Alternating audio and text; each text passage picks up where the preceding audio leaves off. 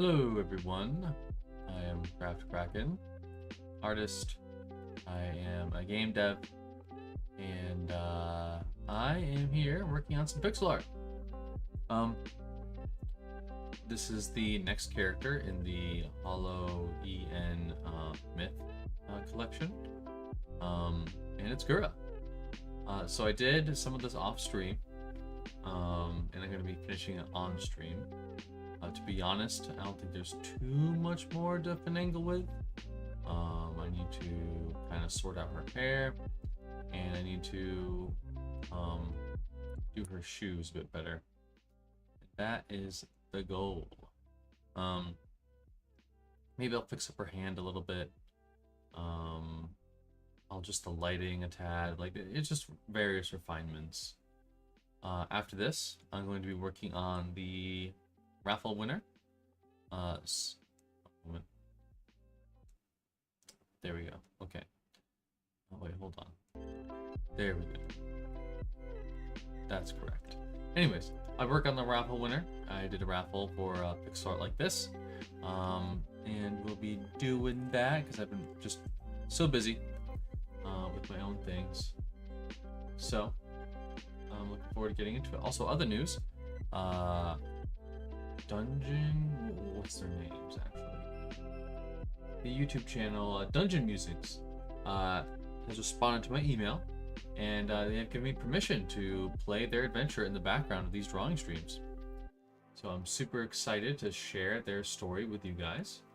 I actually need to right now put a little link in the description of this video.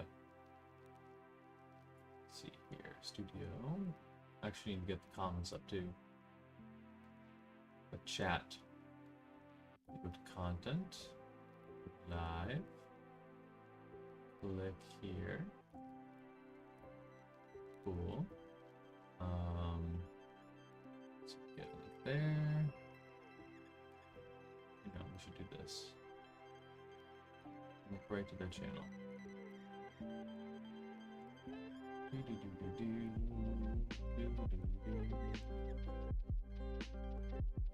we go.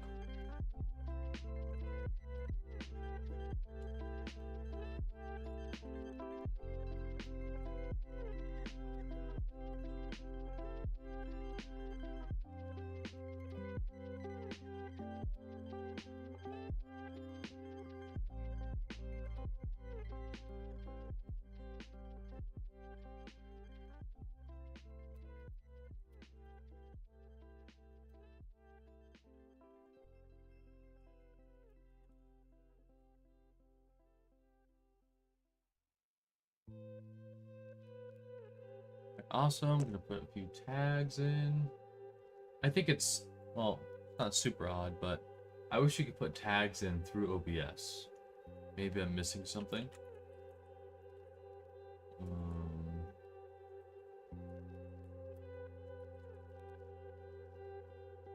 Let's see here.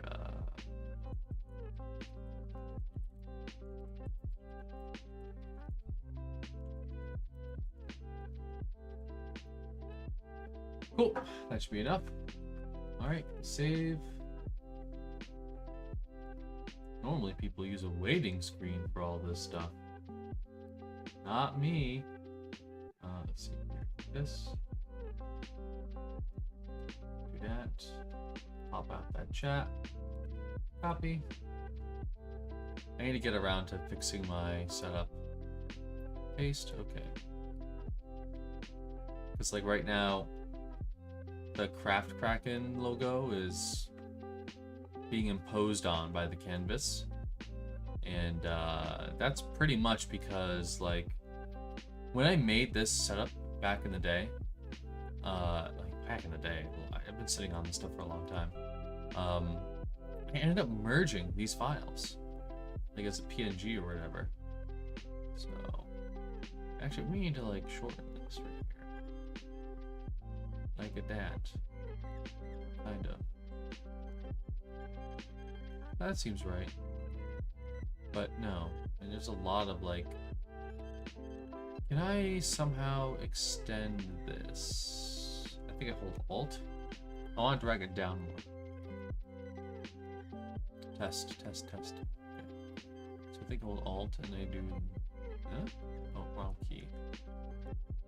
So we're going to do that, and then we're going to do this. Alright, cool. Test. Okay. Alright, everything seems to be good. I'm going to deploy some ads on Twitter, because I can do that. Let's see here. Oh, deleted something. Definitely. It's fine. Profile. Post.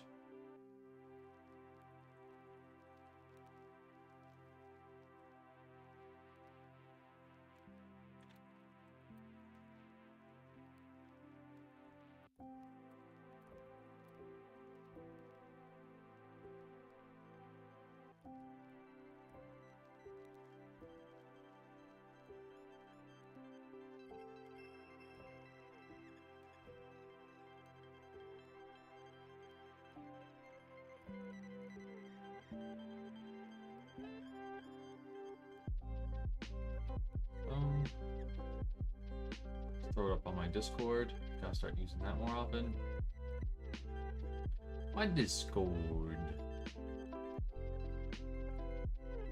Oh, Yosi is around? That's rare. Let's see. I'll put it in announcements.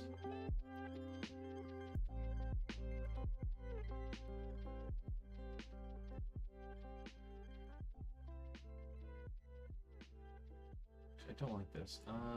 Delete that.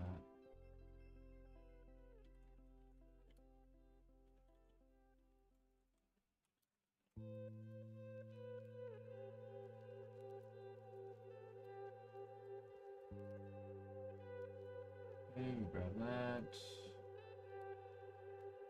This, paste that. Cool beans. Alright.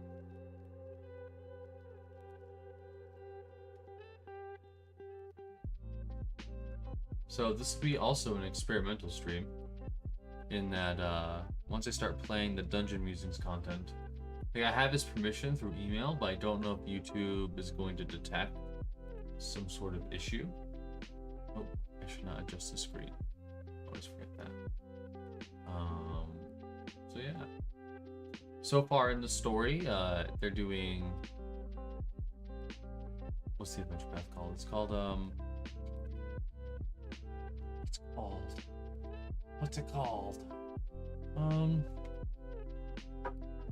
Kingmaker. They're doing Kingmaker for Pathfinder 2. And they just set out on their adventure, and there was a huge forest fire, RNG encounter by the way, and they survived by going into the cold river. They had an encounter with bush bogies, which is like a badger dog mix.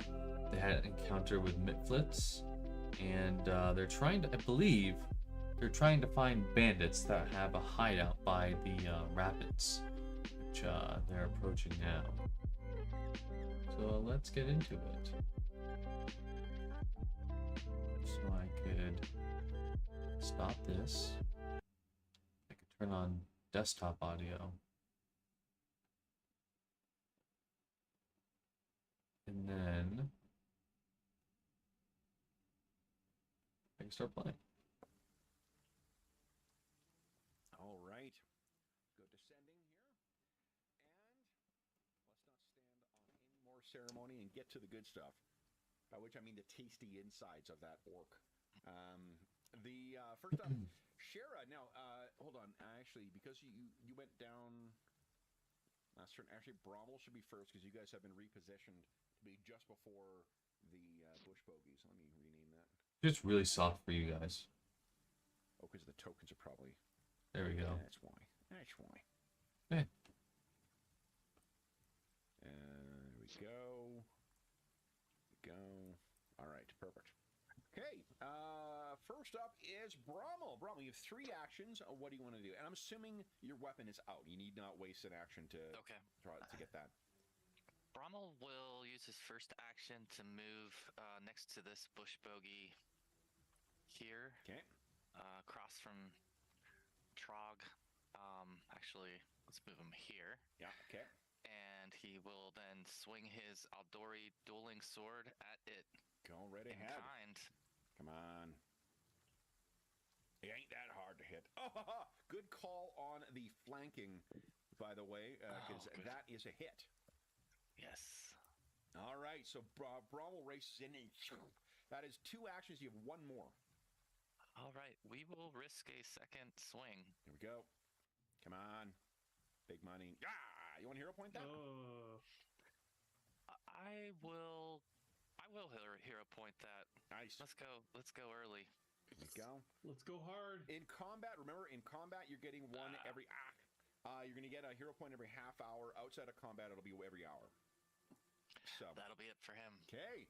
So Brommel goes racing in and slashes at one of them as it's going by. It turns and kind of snaps at him. And then on the follow-up, unfortunately, that nasty jaw is keeping you at a distance. Shara, you could spend your hero point to stabilize and get rid of all of your, and not incur the wounded condition, or you could roll, and on nat 20 you'll stabilize, otherwise you're just hovering. What do you think? I think now that I have a point, I will stabilize. There you go. Okay. I like it. And then Vaz, you do the same? I'll do the same, yep. Nice. Excellent. So then we unclick the dying condition? You unclick the dying condition and you don't add any... I'm not sure. I don't think either of you has the wounded condition right now, because you have not gone down and come up again. So you don't add the wounded condition either because you spend a hero point. Okay, then it is Bush Bogey o'clock. All right. Everybody cross their fingers. Yeah. First things first here. This one turns to Brommel. Brommel, what is your AC currently? So the thing is, when they made characters, they didn't make a dedicated healer. The Bard has Soothe, but that's just about it. No one really has medicine skill, and I think the Bard has already went down this combat. So they're in quite a pickle. I think that campaigns like this can be interesting, because, like, you know, it makes getting into encounter a very weighted decision. You can't just heal it off.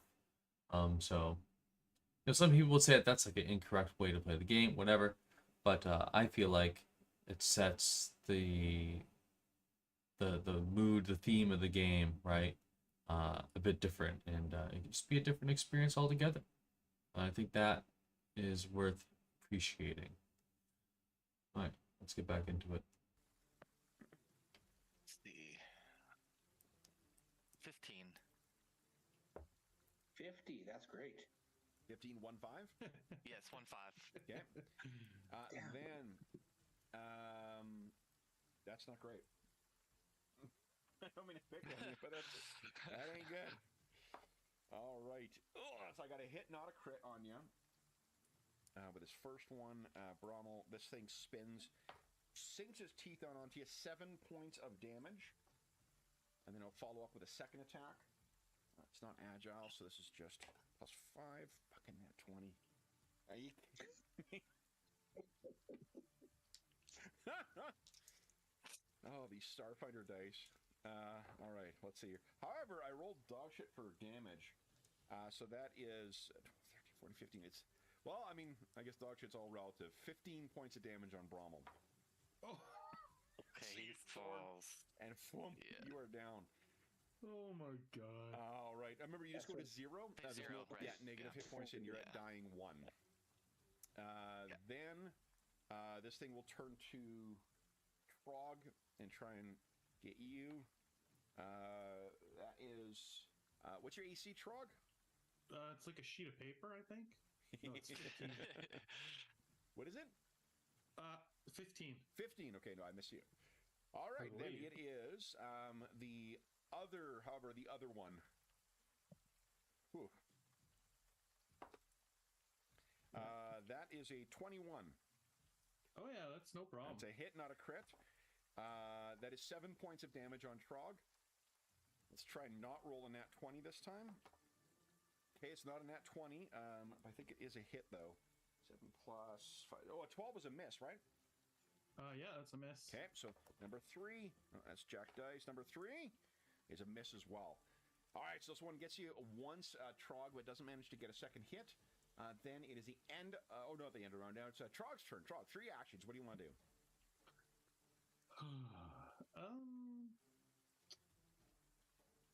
I guess I'm gonna cast Burning Hands on the one to the south. The south, go right ahead. Okay. So that is, and he gets a reflex save. So I succeeded, but not a crit. So you do scorch it for 3. You turn and, gout of flame comes out of you. You still have one more action. I don't think I have any. I don't really have much to do. I'm not going to turn and run. I don't think, because they're faster than me. So I guess he just holds out his hands and whoa. Do you not have any weapons on you whatsoever? Oh, maybe I have a. I thought you carried at least like your sorcerer's kit. I think came at least with a dagger. I do have a dagger. You're right. Okay, I guess I could swing my dagger, right? Mm-hmm. So what do you do? Like, is it like attack 2 or 3? Attack 1. No, because you haven't done an attack yet. Casting a spell doesn't count as an attack. Oh, it doesn't count. Yep. Okay. So there's no penalties. So let's see here. So you never know. Yep. So that is a miss. You want to spend a hero point reroll? No, I think I need my hero point for stabilizing when they bite my body right That now. was only a 6, and it's not that far off. Yeah. That helps. Oh, man. Do it? Okay, I'll do it. There we go. Come on, nat 20. Yeah, I do need a nat 20 here. Roll Let's 20, see. you owe me. You really do. After Come on. all of the... So that one is unfortunately a miss. Dang. All right. So then our scene cuts to. Let me show you. I finally got some illustrations that I think better match the actual landscape. So, as someone, these are the Elysium fields. You guys are dead. No. What I realized, because the what do you call it? The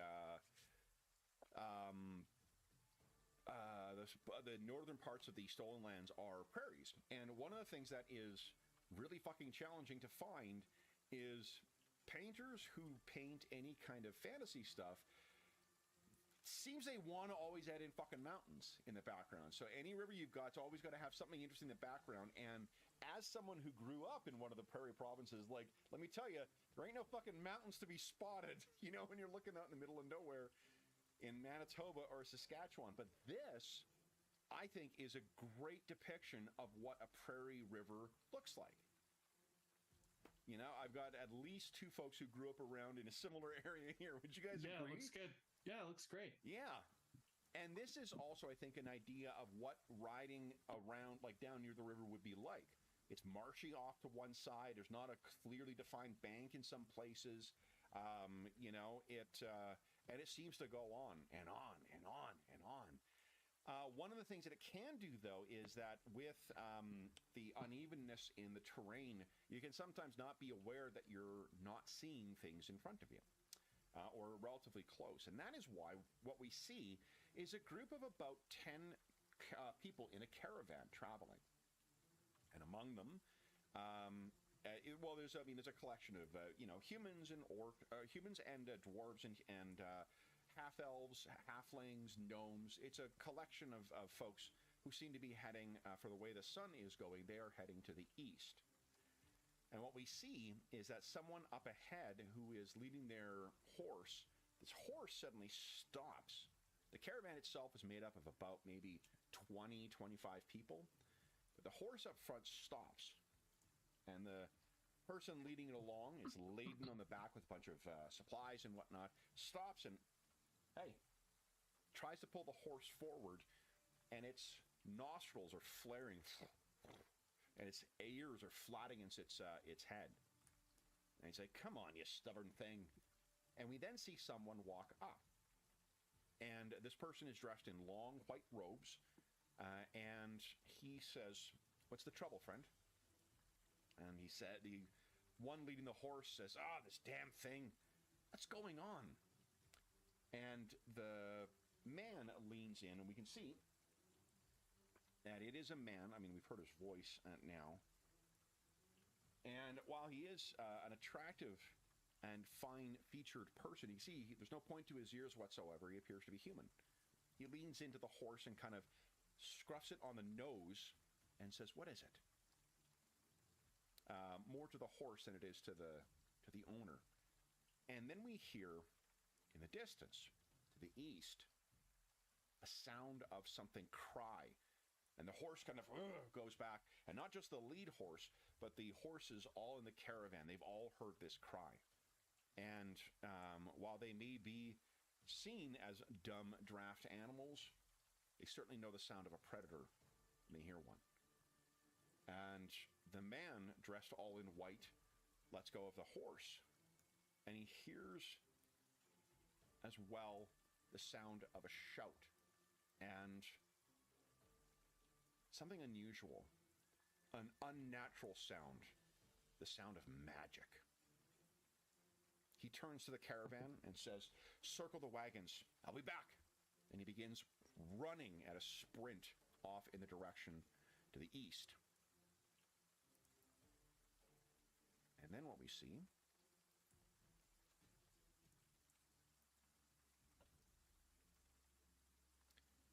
what you cannot see in the map here is the topography. And here, you guys were attacked in a bit of a gully. And who has just come running on?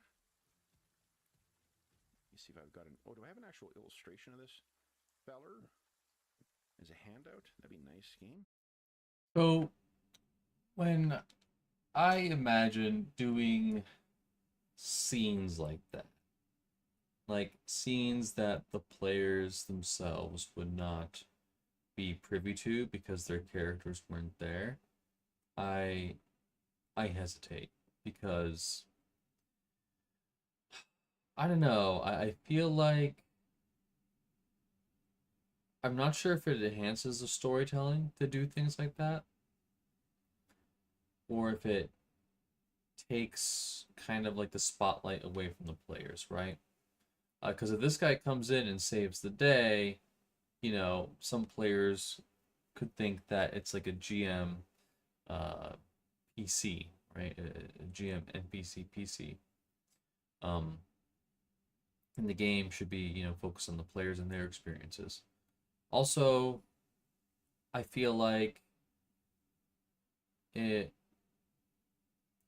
don't know, the players have the meta knowledge of like why the guy showed up, but I think a better way to kind of investigate the why is if the character explains themselves or if the players ask questions of the NPC that showed up. But doing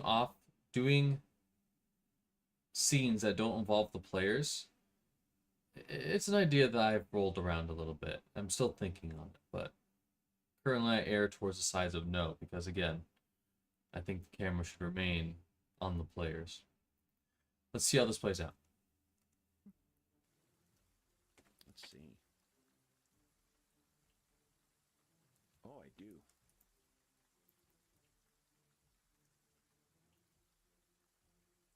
This, he's not obviously not fighting these things in this illustration, but to give you an idea of who it is who's running down.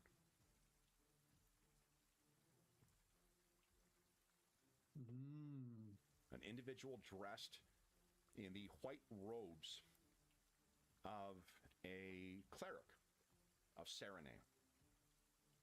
Serenray? Serenray, I think. Let's see here. I'm losing my Pathfinder Game Master card here. I'm going to angrily tear it up.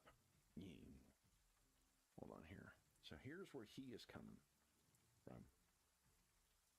Hang on, let me just get his token set up properly here.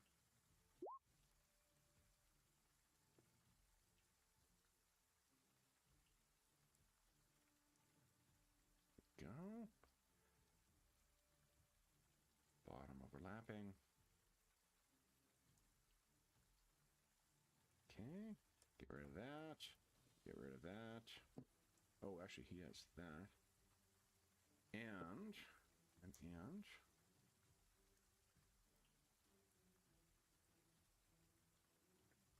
There we are. All right.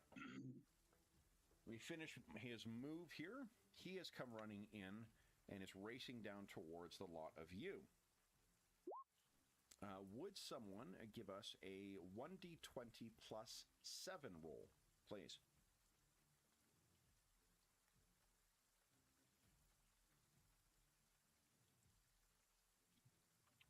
About that. Oh, whoa. That's could be good. That is very good because his initiative will be happening on a 25. So, that was the end of our previous round. Tristan will be up first. Now, let me make sure I've moved him enough. He should have been able to move 5. That should be, let's see here, 15 in from the edge. Is that right? Nope, so I should get up to there. All right. Then it is his turn.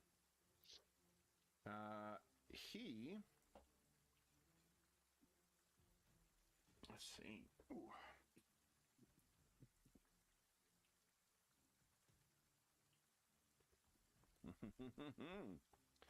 He is going to try and do something useful here.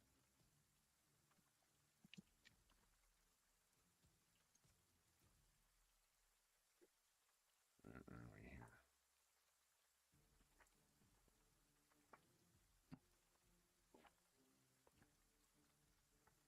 Yeah.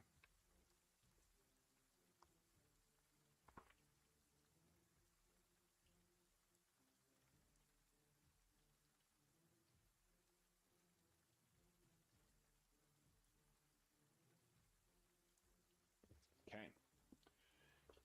I do not think I can safely, oopsies, get to you, but how far away are we right now? 19 feet, all right. 1, 2, 3, 4, 5. 1, 2, 3, 4, 5. 1, 2, 3, 4, 5. Here we go. All right. Racing towards you. And he's calling out as if trying to distract the bush bogies. Then Shara stabilized, Vaz is stabilized. Brommel, give us a d20 roll, please. Sure. You can use your hero point to stabilize. I think he spent his hero point to used reroll. it. I used it. Okay. Oh shit! So you're dying too now. All right. Oh no. All right, then it is bush bogey time. One of them is going to turn and race over towards this guy. And that is a hit. Takes him down as well. That would be so funny. So here we go. That'll be... then it is the one... Oh, he's got one more attack, actually. Bush bogies are not to be fucked with. And then Frog. All right, here we go. That is a hit, not a crit. So, let's see. Those jaws come down on you. That is 7 points of damage. Oh my gosh. And then its second attack. So a comment about the art that's going on right now. I was trying to do kind of like an overlapping effect of her foot on the inside of like the trident, right? Because she was stepping here, and the the end of her foot would kind of wrap in a downward motion a bit to achieve that overlap. But there just really wasn't like enough room to communicate what I wanted to, and the perspective with her shoe, it's too cramped to communicate like anything super pleasing to the eye at that angle. It was just too cramped. Like I didn't have enough space to detail things, right? And have it look good. So what I did instead was I moved her up a bit, and I put her shoe in a more like upward motion, right? Yeah, because I could kind of use the overlap of the trident to kind of convey. It's more dynamic when there's overlap, right? So that's why I'm like really focusing on this overlap. And it also kind of mirrors her other shoe, which is really nice. So it kind of gives this kind of, when you have like symmetries like this, it's more, I guess, pleasing to the eye to see, right? Because like it kind of projects this like kind of energy, right? And you could even look at it like, we have this one that's going outwards, this sleeve that's going outwards, and like this hand, right? It's going outwards. So even like down here, and even like the tail a bit, you could see going like this. So I think this one projects a lot of energy, which is really nice. And it's nice to have that kind of like harmony, right, in the overall movement things, right? Other things to take note of are the negative shapes. So her tail is a point inwards, and her sleeve is also a point inwards, and this is also a point inwards. So you could really, even like here, well, this one's kind of bumpy, but you could also make the argument that we have this going on here. This one, not so much. It's like 90-degree angles. Yeah, you kind of have a point, but I think if the sharper they are, the better, right? So these kind of like, kind of point towards, the character, right? Which is also pleasing.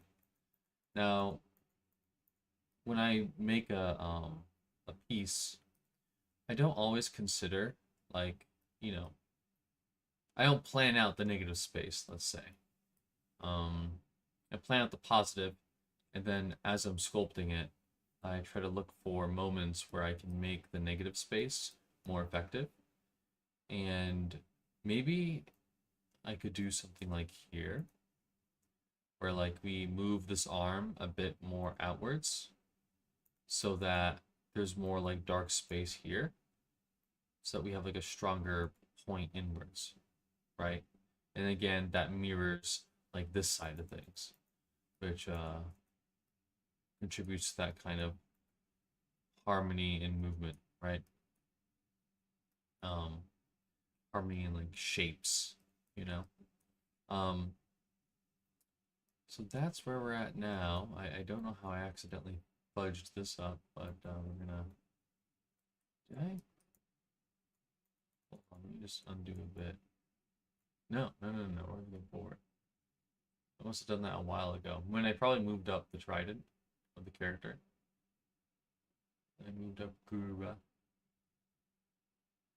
Okay, cool. So I want the tail touching.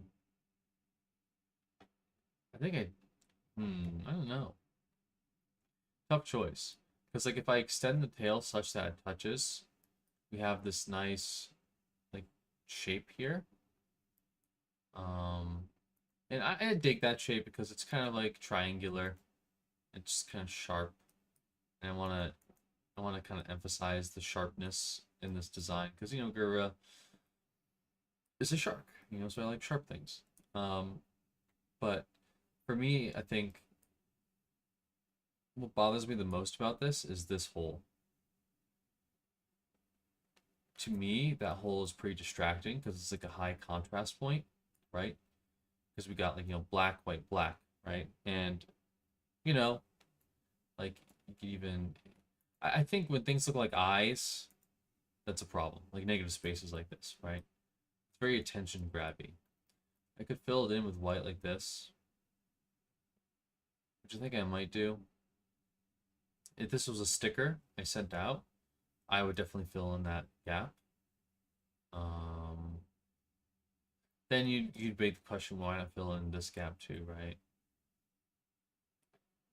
Yeah, but then like there's a lot of white space, maybe too much white space. 'Cause like that by itself does draw attention, right? We can kinda do this. Maybe do some holes there. I don't know. I mean, they're so close together. I think I just want to fill it up.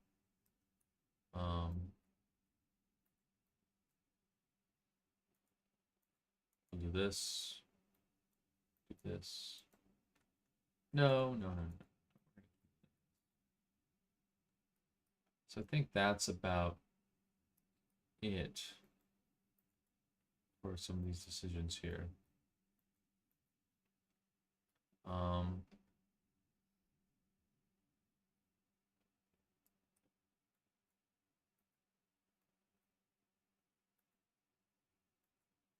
No, that's got to be filled in. Good. All right, I'm gonna keep working on this. I think hair is next. We'll see where my mind takes me. It's a 5 plus is 10. It's on a hit. Third time, that is a 14. Then, Oh, Trog, one less. what are you doing? Using my last first level spell. Trying to burning hands this guy. Okay. Here we go. Come on. Spells. Come on. Burn 'em. I failed my save at least, so. Oh, 8 damage. But now hold on. I'm gonna double check something here. Because I thought you had selected. Here's a thought that just crept in.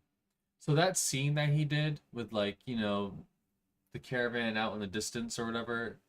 Well, let me just start with combat is like 6-second rounds, if I'm pretty sure, or if I'm correct. So 6-second rounds. So I don't know. I think they've had like 4, 5, 6 maybe turns of combat, and there's no way that this caravan just like approached off the horizon in like in like 30 seconds time, right? So him doing that scene and then immediately putting the character on the map to me feels like there's dissonance. I think that if he really foreshadowed it, right, then I think to me it would sit better. It would sit better with me. There might be an ability that you have that does a little extra. Because I feel like they would have spotted the caravan before this combat even started. Anyways. Extra damage. Oh, I do. Yeah, what is it here? Group coercion. Burn it. Your spells and alchemical items that deal fire damage gain a status bonus to damage equal to half the level. So that is good to know because you would have been one shy of killing that thing otherwise. It had 9 hit points left. So what does it look like as this thing gnaws on you and you manage to get the spell off the last second? I think it's just like pure fear. He's just got his hands out trying to, hold this thing back, and the fire pours out on it. Okay. You still have one more action. I'm gonna step towards Bramall. Like that. Okay. Do you have any other do you have anywhere to heal or anything like that? Yeah, I have a spell, a cantrip, or the stabilize cantrip. Yeah, okay. But it takes 2 actions. If you're not doing anything to take that last thing down, if that thing takes down that this new arrival, it's turned on you next. I know. Okay. I guess I could move closer to it. That's true. And you can move through allies' squares too. Oh, like I could move straight over there. Yep. Just Yeah, since we're okay. all on the ground, you just have to hop over the corpses. Yeah, just dance over the corpses. I might as well. Sure. Okay. So then, what he will do is, oh boy, does he risk it? Oh, Shara, I'm so sorry. Where is? There we go.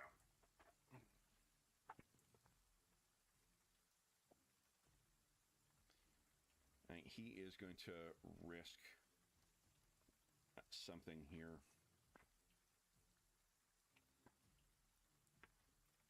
All right. So, what he does is stands back. He brings up that symbol.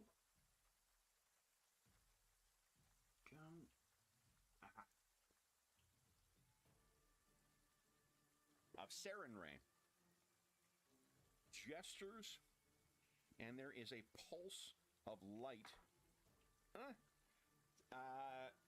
Tristan, Trog, Vaz, Brommel, and unfortunately the Bush Bogey all heal 6 points of damage. Ooh.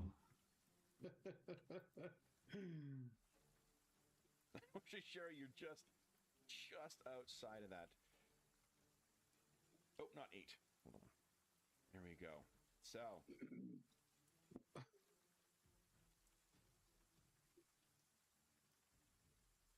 Bursts out with energy. There's a wave of light, and you guys sputter and are awake again. Brommel and Vaz, just remember, you have dropped your weapons, so you will need to pick them up. But then, Shara, unfortunately, the light catches just shy. That detail of them dropping their weapons is so big because that's part of the reason why I like monks. My preferred class. So spoiler, my preferred classes in D&D are like monks, some casters, like say D&D Pathfinder, monks, kineticists, wizards, to name a few. Like I haven't really tried sorcerer yet, but I really like the characters who, you know, basically unarmed can still battle. Because, like, you could, you know, if you got to go into an expensive gala, you don't have to drop all your weapons. You're going in armed, right? People might not even realize you're so dangerous. Also, what's neat about Monk is that, like, you don't need to wear tons of armor. And that's, like, another big deal, right? Because, like, if you got to go into a more social situation... Oh, excuse me. What am I going off here? You're going into a more social situation, you know, you wearing tons of armor is a big fucking problem, right? It's like people could be asking, why do you got that shield? Why do you got that breastplate? Why do you got that longsword? Like, are you itching for a fight? Are you trying to murder someone right now? So, I think, you know, monks have like tons of utility when it comes to just, you know, being a bit deceptive and slipping into social situations. Without really raising alarm. And also, yeah, like now that they spend an action to get up and spend an action to pick up their sword, right? And if they had a shield, they'd have to spend another action to pick that up too, right? That's basically their whole turn gone. Whereas a monk, you could like get a feat kip up, free action to stand, and you're good to go. Shy of where you are. Vaz, what are you doing? You are back up and conscious. Yeah, my bad. I haven't been checking to see what it takes to stand up again. So to get up, What action? One action. Okay, Yeah. I guess one action to get up. Yeah. One action to grab my glaive. Okay. And then I guess I'll move here. Okay. And Brommel. All right, Brommel is he's gonna go stand next to Trog. Okay, so one action to get up. Pick up his stand up, pick up his sword with the second, and then move with his third. Okay. Bush Bogey time. I'm going to roll randomly to see who is going to be the recipient of this first bite. Number 1 is Tristan. Then it goes 2, 3, 4, Brommel, Trog, Vaz. Vaz, you do present a large target. So, what is your AC? My AC, I think, is 18. Okay, so I rolled a crit. Huh. Cool. Easy up, easy down. That is a mere 24 points of damage. Oh my gosh. Okay. Dying Down again. 2 right now. As this thing Dying two. spins. Bush bogey, they're just so and brutal. Then it is, let's see here, we'll do 1d3. Same rolls. One for Tristan. That is a 15, 17. That probably That's a hits. hit, not a crit on him. That is 10 points of damage. Eesh. Okay. These are nasty. We still might not survive yeah. this thing. Exactly. Then it is Trog's turn. What are you doing, Trog? Okay, so I'm out of all my spells except my first level now, or my cantrip. Sorry, I'm going to. I think produce flame still does damage. Mm-hmm. It does, yeah. So I'm gonna tap him with that. That is a good shot. So 50. Hold on, is it? Yeah, you make an attack roll against AC. Excellent. That is a hit. So he takes 7 points of damage. Nice. All right. So you gesture. You have one more action. So now this time this counts as an attack because it made an attack roll. Nope. Oh, so I can still do my dagger. Yep. And Okay, attack at the yeah. first. Yep. Here we go. Trog's Also actually swing my little a mega. dagger at That's a him. hit. Oh! Yeah. Holy smokes. See, you are just throwing everything you can at this thing. This is perhaps the most aggressive we've seen Trog so far. Oh, absolutely. He's Fighting tooth and nail. All right, then it is Tristan's turn. Why did I close it off? You know what I'm going to do for next time? Oh, no, I didn't close it. Guys, good news.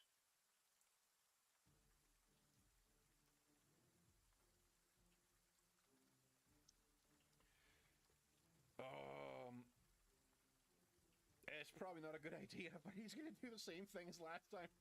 He's healing up the bush bogey and you guys. 6 points. So everyone heals 6 points once again, including that, except for Shara. Sorry, Shara. Is what it is. Okay. I'm making some beautiful chains, though. Just, I'm making out a little symbol that says "fuck bush bogeys." So that is it for him. There's the 3 actions. Shara is unconscious. Vaz, you're back up with 6 hit points again. What are you doing? I am. kill this thing. Yeah, so I guess I have to stand up. Yep. pick up your weapon. Pick up a weapon, and I guess I'll take 1 strike. Go right ahead. Did you add your hit points back, or is it just? No! Are you kidding? No, 20. Oh. Fortunately, we're not playing with fumbles, so I'm just going to move in. Yep, no hero Accidentally points. slices Trog in half. Yeah. There we go. Okay. All right. So you. Critical fumbles, should they be in the game for players or for NPCs or in general, whatever? I think that critical fumbles for players is a bit too brutal. I think in a game like D&D 5th edition where the balance just like isn't there, you could put it in for, if you want the campaign to be more dangerous, if it's like too easy for the players, right? But for Pathfinder, I definitely think it shouldn't be there. Because the players are rolling so much more dice than the GM is, right? And I think that a 5% chance of things going horribly wrong every time they roll a d20, it's just too much. So that's my take. You stagger up and try and swing at this thing again. Ronald, what are you doing? Oh, I think Brommel, is he able to step? When he does a step, can he? Is it just 5 foot? Step That is he an can action. move. So you have any amount of Yeah. movement is always an action in PF2. Yeah, but I mean, is step 5 foot only, or? Remember that attacks of opportunity are not ubiquitous in this, and you have just seen, being the canny PF2 player that you are, you have seen 2 people casting spells directly in front of this thing without incurring attacks of opportunity. Yeah. Okay. Then he will first action move to over here, across Okay. from Vaz. Second action, he will try to insert his sword into the bush bogey, Nice. and he will roll a 1. Oh my Another one. goodness! Ooh. Roll 20 Misfortune. and look. Do you have a hero point still? No. Oh, remember your green bar is your hero points. Oh, my bad. I do not. That's what, you're leaving everyone hoping, like, I here it do comes. not. All right, but that's only ones one, in though. a You still row. have one more action. He will take a second swing then. In total desperation. What in the? Okay, that is not a hit either. Okay, so. Wow. Wow, really, I mean, if you guys want to, you're still, I think, trying to suffer over an adventuring name. If you really want to name yourself after the most terrifying thing that you could conceive of, I believe the Bush Bogies is open for registration. Okay, so then that is Brommel's turn. It is the Bush Bogies' turn. We were once up to number 4. All right, so 1 is Tristan, 2 is Brommel, and then so on. Once again, Vaz. Oh, no. My God. All right, Vaz, here we go. Here we go. This thing turns to you once again. That is an 18. I got a fucking crit. That's a crit. So, I think I haven't been keeping track how many times Vass has went down, but that's almost instant death. I think if that happens once more, that character instantly dies. this time it's only 16 points of damage. So Vaz, once again, you stagger up. You're like punch drunk from this thing at this point. So you're back down again. I think you're dying 2 at this point. I think she should be dying 3. Okay. Okay. Now hold on. Did you trigger your orcish thing? What? Do you have that ferocity? No. Okay. Let me see. Let me see. Pathfinder 2E Archives of Nethys dying. What does it say? If you're bleeding out or otherwise a death story, you have this condition, you're unconscious, and recovery check. If you lose the dying condition by succeeding in recovery roll, shows 0 points, remain unconscious. Gain the wounded condition. Alright. Anytime you lose the dying condition, you gain the wounded condition, or increase your wounded condition by the value or increase your wounded condition by 1 if you already have that condition. Okay. Okay. So he went down, got wounded, and what does the wounded condition do? If you have been seriously injured, if you lose the dying condition and you don't already have the wounded condition, you can wounded 1. If you already have the wounded condition when you lose the dying condition, your wounded condition value increased by 1. If you gain the dying condition while wounded, increase your dying condition value by the wounded value. So he went down to crit. Is that 1?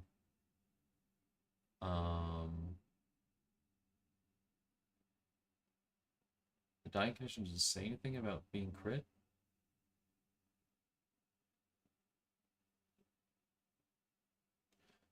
Let's see here. Critical hit.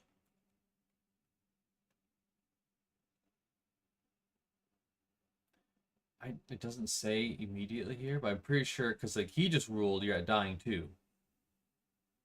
I'm pretty sure crits make you dying 2. So he should be dying 3. Because he got up once, so he was wounded 1, he got crit, he should be down to dying 3. I'm curious, because like if he fails a death save here, or rolls a 1, well, if he rolls 1, he's dead. But if he fails a death save, then that character probably should be dead. Okay. If I'm right. Then it is, let's see here. Second attack will go on Tristan. Again, he's sick of getting healed. 3 plus 13. I think that's a hit. Oh, and I'm being nitpicky because I am passionate about TTRPGs. These guys do great content. I love them. That's why I reached out and asked to, play their stories in the background of my artwork. So I'm a big fan, but I'm just nitpicking because I'm a fan. Just barely. And then the final one on Tristan again. That's a miss. All right, Trog, you're up. What are you doing? All right, here we go.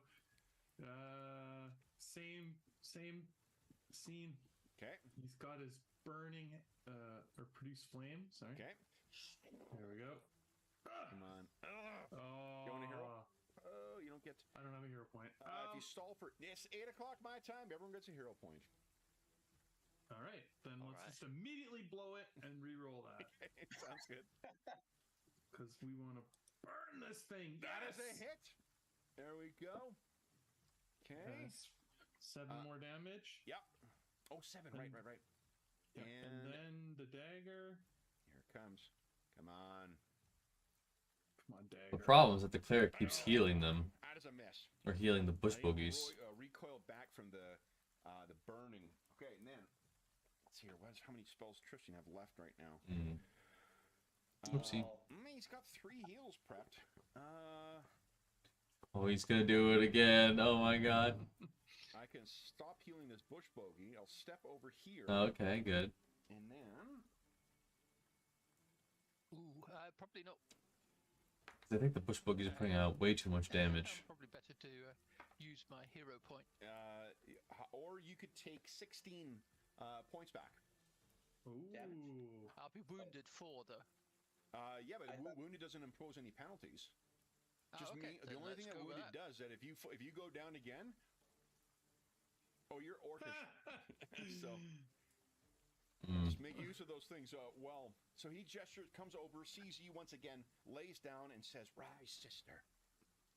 And you can feel life flow back into you. Then it is Shara is still stabilized, but unconscious. Baz, what are you doing? I will do an exact. In fact, I will intimidate first. Let's see if that. Okay. Let's see. Okay, it's So- will. DC is a 16. That's a success. So it's it is what is it? Frightened 1. So it's frightened 1. Yeah. Yeah. Okay. So Then you- I'll do an exact. Yeah, I'll snarl and see if I can out frighten the bogey, and then I lash out with my. Oh, of course. Hang on. Oh, forget it. No, I didn't do that because I have to stand up. you can grab my attack from glaive. prone. Like you can attack from your knees. Okay. I mean, Let me. let's see here. I mean, that's not a great attack. Do you want to spend a hero point? Yeah, I may as well spend the hero Okay. point. That's. There you go. Finally. Nice. Yes. All right. Then it is Brommel's turn. Oh, that's her hair. I was like, Oh, he is gonna what try is this like stuff? hell to connect with this thing. And Did Brommel swing get his? Oh, you guys have wizard reinforcement. Did you get your hero point for? There we go. Okay, let me grab your wizard.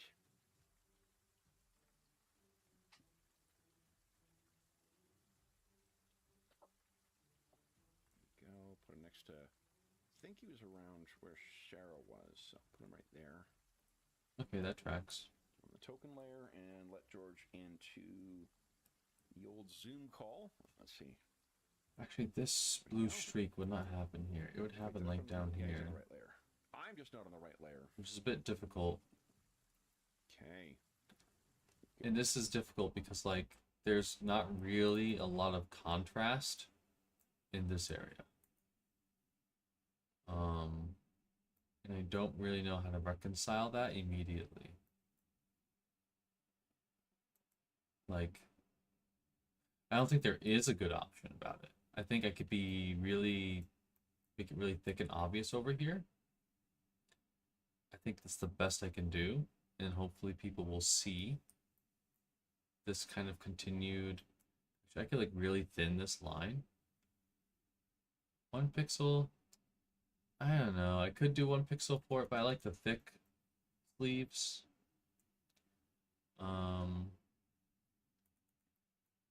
could go 1 pixel up here and then thicken it as it goes down like that. Then I could thicken this strand of hair as well. That's the best I got for this maneuver here.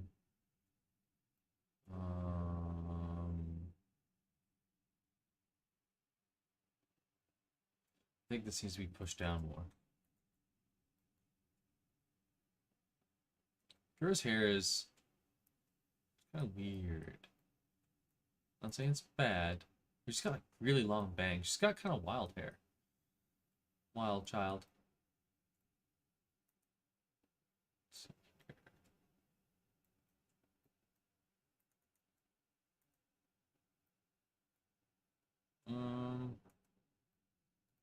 Like I've been introducing black outlines for a lot of the elements. And like for her hands and her legs, right? And I try not to use black outlines if I can help it. Because I feel like using too many black outlines flattens the image. Let's do this. Yeah, I need to kind of do a little bit of this. I don't know how this blue got in there, but it shouldn't be there. It got there because I put it there somehow. It's dark blue. Actually, I could go dark blue right behind the trident. But go dark red here. I don't know. I guess I'm gonna leave it. I can't really tell a difference. I think probably keeping it brighter at the border would be better for readability.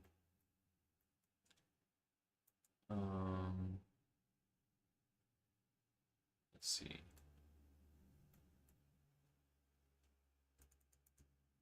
That's a tough spot. It looks so inorganic.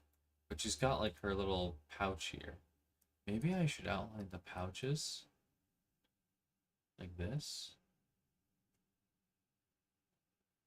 Maybe I should. I think the outline looks good on the far side pouch. On the closed pouch, it does look a bit weird, but I think we just have to deal. Just have to deal. Do a little thick one. Yeah, that works.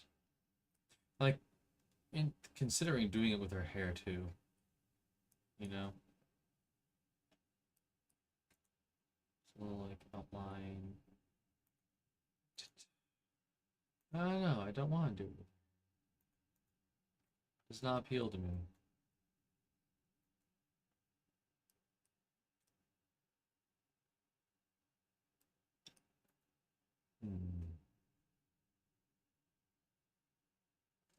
Alright, back to the story.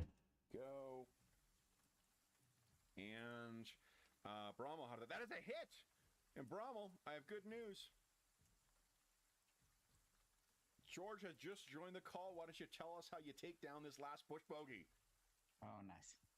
Oh, I think it is just almost a complete desperate swing at this point. Completely on behalf of the frustrated party. He finishes this bush bogey with a swipe across its torso. Yeah. So Vaz opened up with from her knees. First, Trog has burned the shit out of this thing, and it just kept getting healed by Tristan. George, would you mind hitting refresh on yours? I think. Yeah. Oh, and I mean you're in Firefox. I am in Firefox. Yeah. Yes. Yeah. Okay, so it should be. Just a quick one, and completely against my own interests. I was wounded too, and then you gave me another almighty whack. Yep. Should that have killed me? No. It's if you can be as wounded as you want. The trouble is when you swap over from being wounded into being injured, all your wounded conditions convert over. I was wounded 2, and then you gave me a dying 2 on top. So would that have not made me dying 4? It would have made you dying 4, but don't you have an orcish ability to die Ooh. at 5? Nope. Ooh. You would have had to have spent a what do you call it? Hero point. But you did not have the time? I'm going to deduct you a hero point. I'm not going to go back and deal with it. Oh, okay. Too much of it's happened in fiction. I'm glad he caught that. That's okay. It's very so we'll do this. If you are going to spend a hero point to try and recover, you got to do it immediately, because that way we don't lose track of what your wounded stuff is, and I can keep track of where you are in the status order. But that's fine. That's fine. This is our first, our first real knockdown drag out since last week, I guess. So with that thing down, Drowinius, what you can see is it does appear there is someone with you here, with your companions, and he looks like. Props to that player calling himself out. Putting himself on the line for the mechanics of the game. I think it's a brave thing to do, to sacrifice your character for the mechanics, but you got to make sure that you sort the rules out as early as possible, so that everyone can have like a unified kind of language and approach as they play. And you set the expectations, right?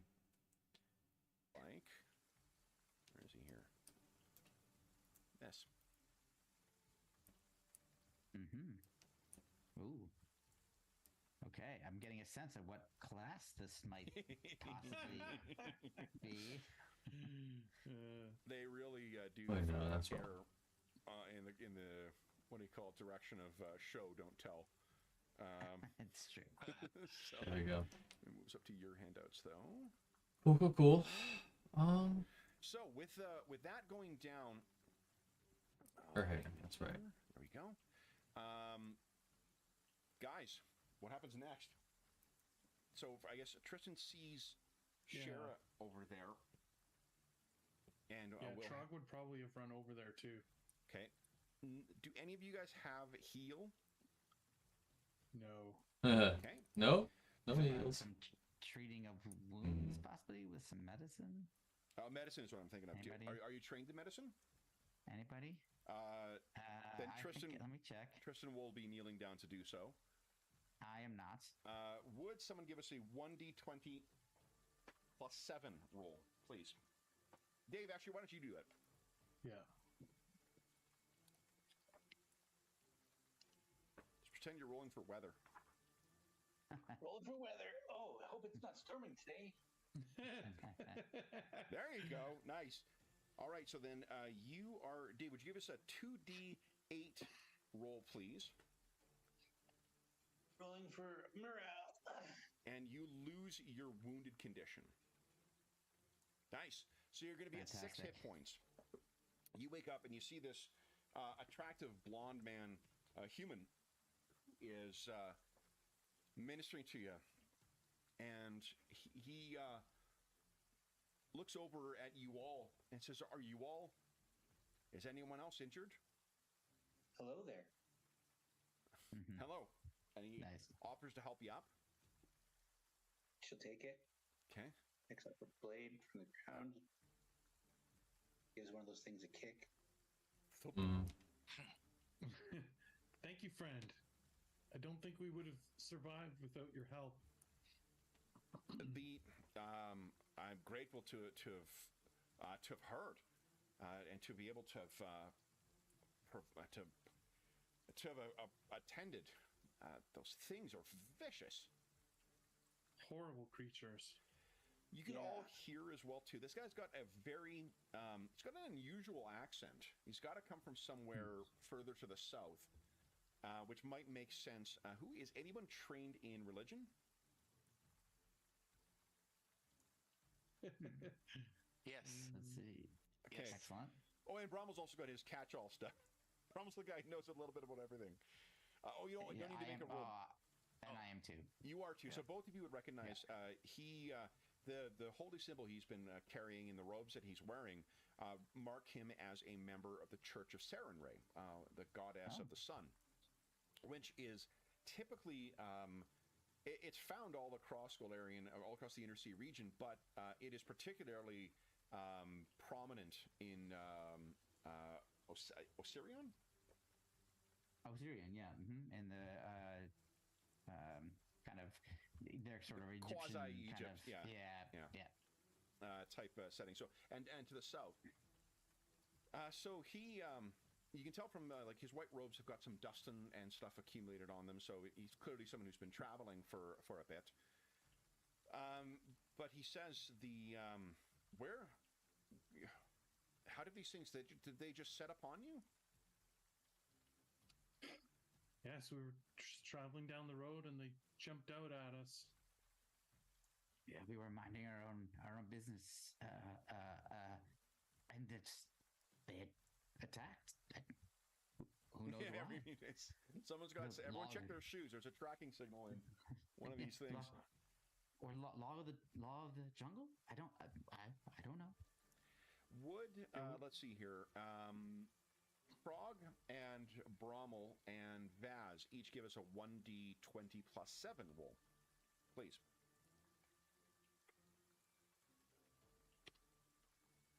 Every few days. Yeah, there's going to be a lot of them in this neighborhood. Deception Brommel, check. you get 8 hit points back. Trog, you get 7 hit points back. Vaz, unfortunately. Oh, you know what? Roll again. He'll spend his hero point. Please, let's see if you can get your. Oh, I just need to up arrow that. There you go. Very good. Vaz, Cool. 14 back. All right, 50. Ooh, Nice. Okay. thank you. So you guys have about 40 minutes to kill with him right now as he's sort of applying, the bandages to everyone and chatting with one another. He saves the last. Would someone, let's see here, Drowinius, would you give us a 1d20 plus 7? What am I doing with the highlight here? I actually do not know. So, like, if the light's coming from above her, right? It does make sense that this foot, well, kind of above and front. It does make sense that the foot is casting a little bit of shadow. I'm fine with this over here. Maybe we can, like, extend it a bit.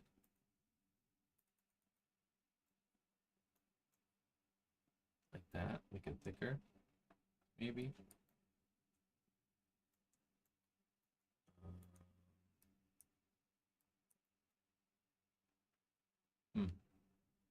Yeah, there's a lot of space between each spike. Space that I'm not really giving to the side. Move up a pixel like this. There we go. Now I think that's good. Okay. Then we go down here. I'm just gonna fill in this gap because I want. I think right. Yeah, right here. That's as good as it gets. And so we're gonna do a little bit of shadow, just a little bit.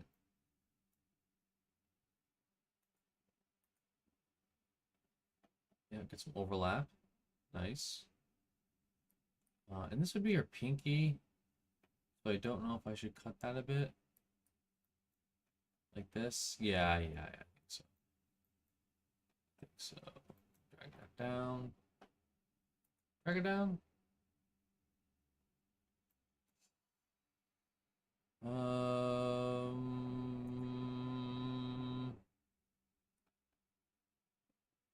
I don't know.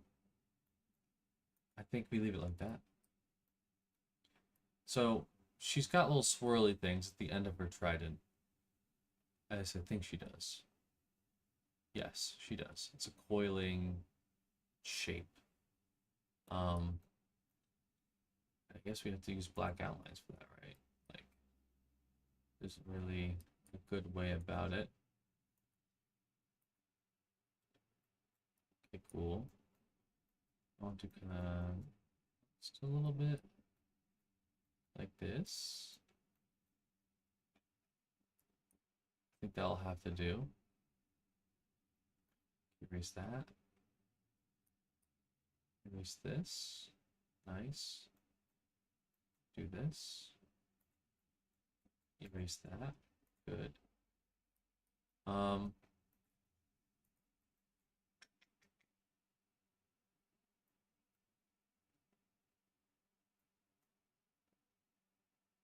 guess that, yeah. I guess that works.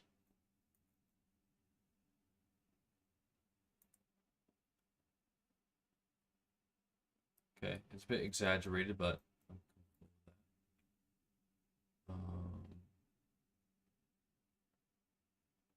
that. Erase this.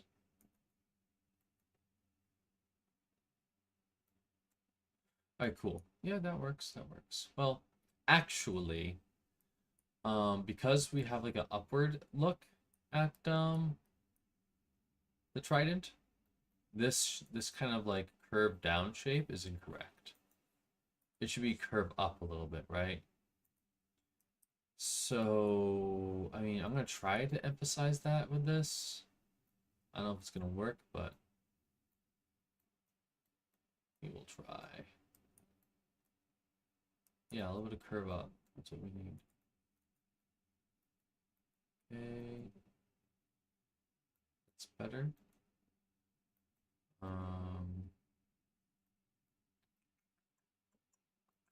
Compromises, compromises, compromises. Such is the nature of pixel art. I think... Should I erase this? Drag this down?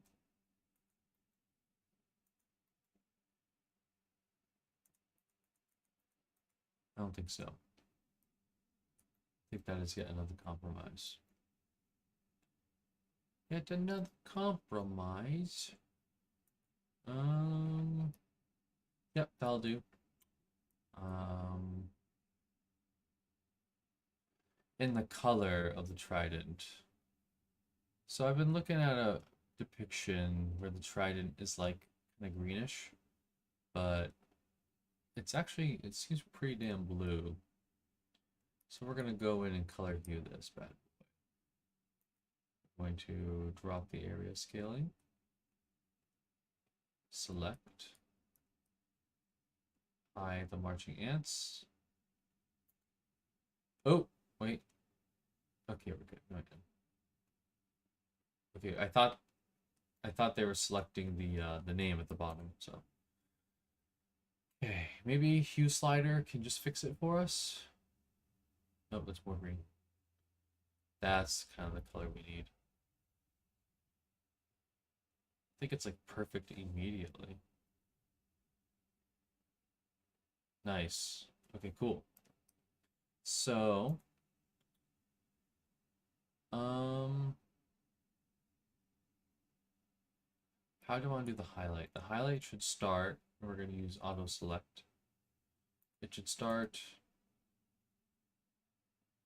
right here. Make sure nothing else is selected. Looks good. We're going to use the mapping pen because it's bigger. I'm going to hide those marching ants. It should start like immediately, right? And that there's more contrast there too, so it looks really nice. And I think that is fine. Like, I could include more blue moments, darker blue like that throughout. I think that's good because like Gura's trident has like these weird ripples in it. So I'm gonna make the lighting a bit inconsistent to reflect that. think you need to make sure the highlight is connected though. I say that there's one disconnecting point there, but it looks fine. Right? Yeah, it's fine. It's not a big deal. Do this. Yeah, I like that. All these little decisions. This is what it is to do pixel art. I can erase this side of the head.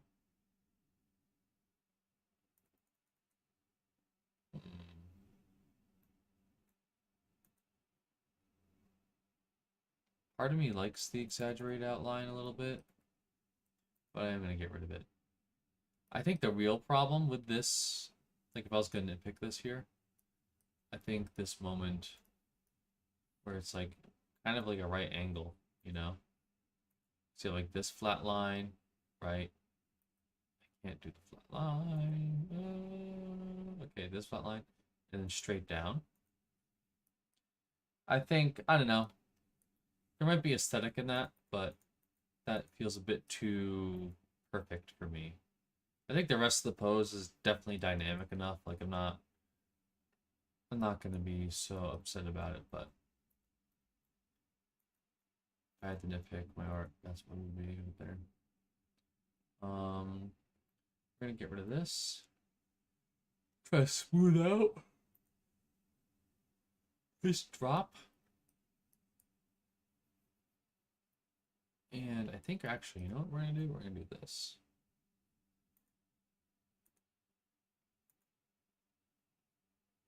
And drag out that shadow a little bit.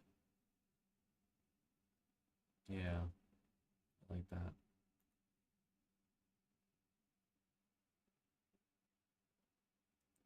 Need to respect the lighting conditions a bit more.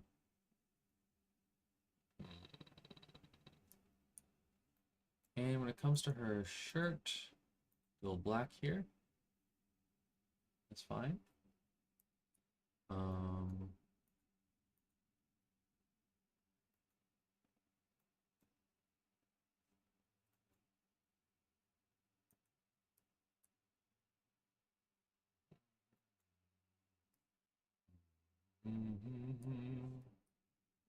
Let's see.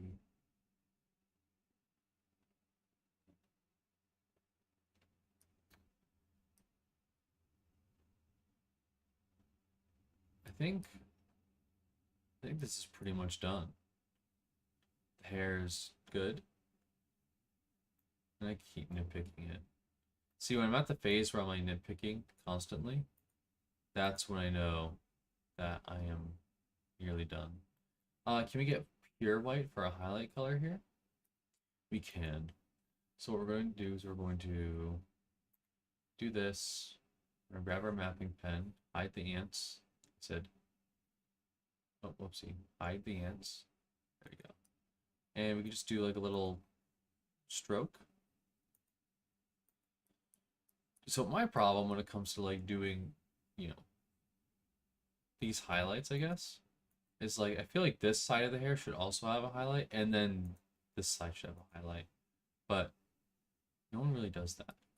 They always do it on top of the head, so I'm gonna do that too. I'm gonna be a sheep a little bit here. Because like also it doesn't make too much sense. Yeah, I'll do one. I'll do one. I'll look back at it and maybe I'll change it later. But I do think there needs to be two.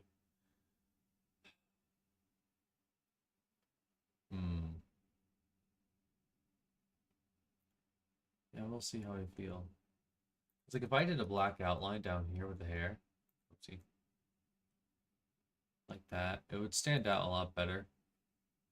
And maybe I should just do this anyways. Like, you know, just for the read. And because there's this threshold, it's kind of, I think I can get away with that. So I'm going to do that. Like, it's kind of inconsistent with how I'm treating the rest of the hair. But, you know, if it fits, it sits, you know, it works. I could do like this. No, because like it drags down from the eye. It's really weird. Yeah. Just don't like that. I don't know what to make of this space here. Yeah, I think we just leave it. Or maybe we continue this like line really heavily up to the base. Maybe I could do more shadow. Right?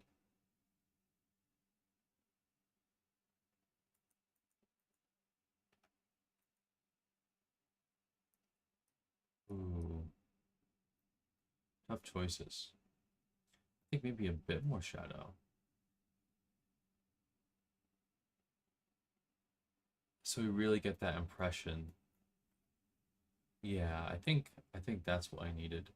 And then we could do like a little this. See, this part's tough because like I don't want too much contrast in the eyes. But at the same time.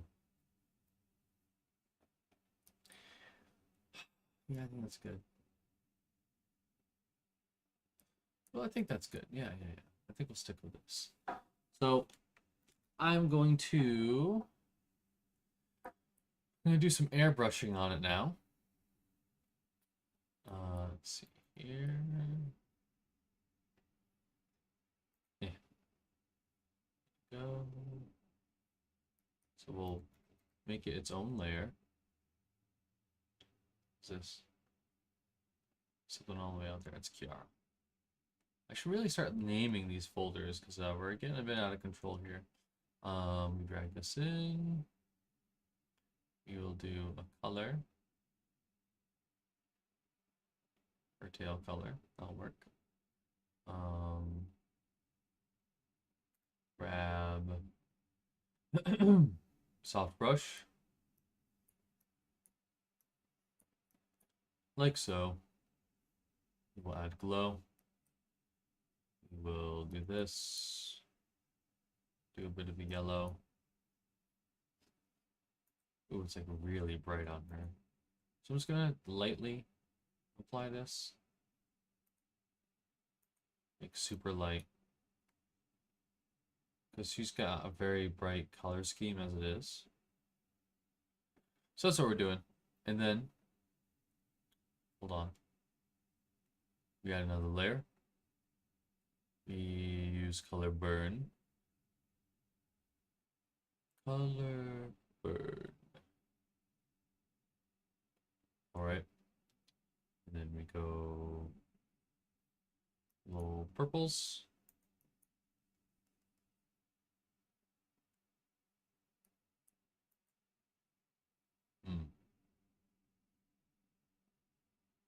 Actually, I like that a lot. I like that a lot. Yeah. Nice. Nice. Okay, cool. So before, after. Before, after. Oh, good. Okay. Great. I'm going to save it. And then what time is it?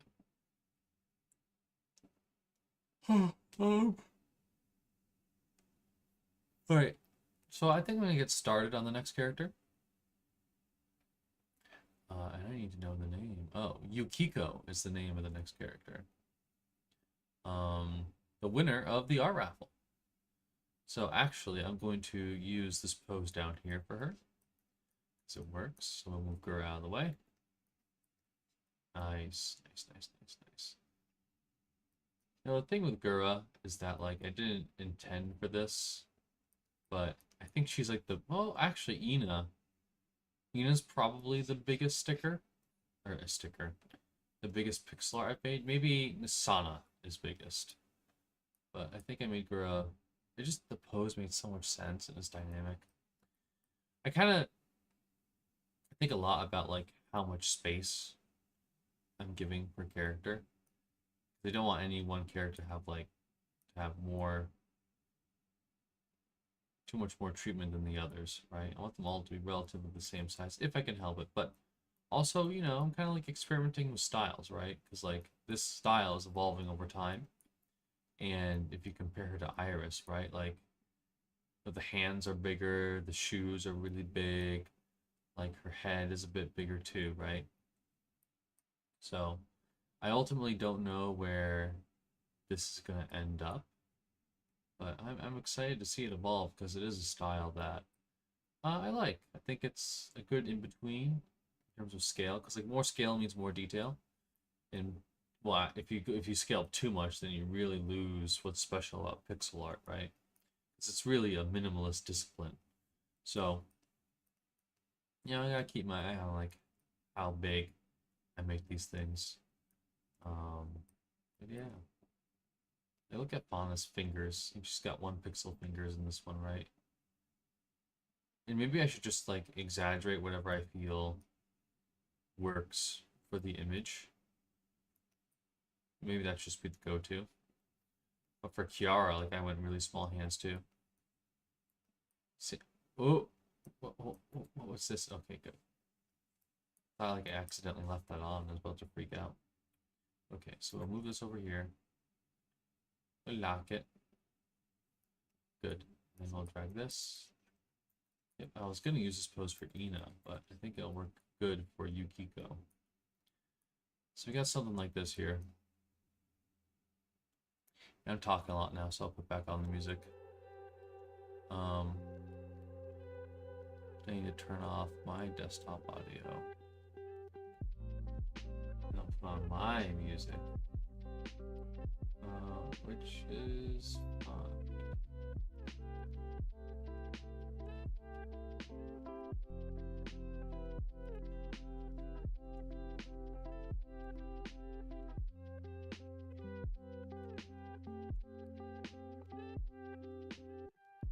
Okay.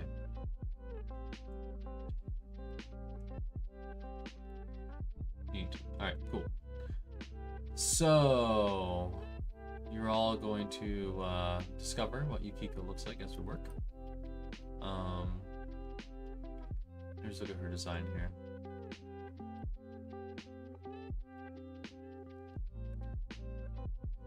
She's got an interesting staff.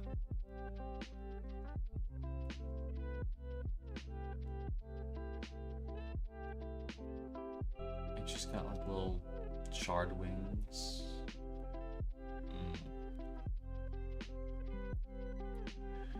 So, I think I could do. Whoa.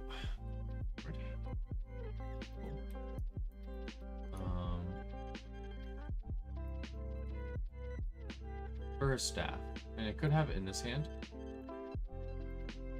like this, or I could have her holding it behind her like that.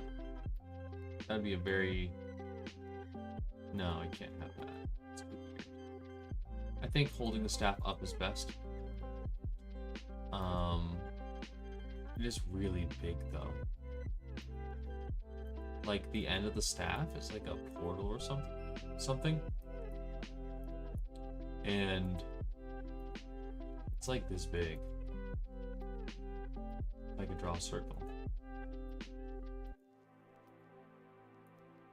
Yeah. We'll be here a while if I keep doing that. It's something like that big. Which it's fine, I guess. So we'll do that.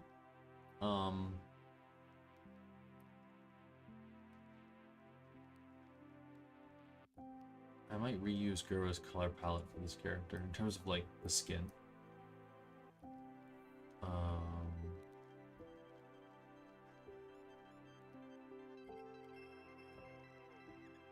Oh, wait. I have all these other layers on top of this.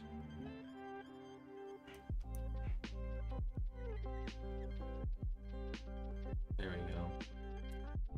For distinction, I'm gonna merge these layers. Okay, cool. My dog is barking, no idea why. Hold on, she doesn't usually bark like that. I wanna double check on things. I'm sure my mom's just teasing her, but never know.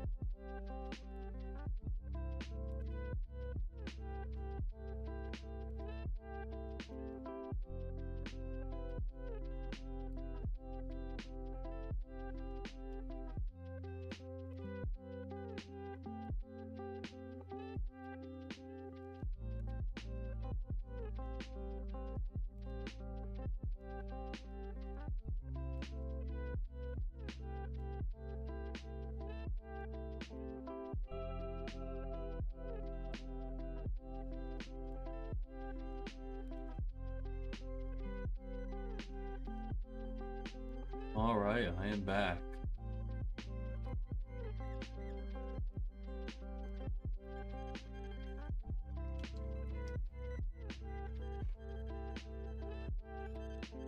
Okay. Let's get down to business. Right, I need her colors. At least approximates.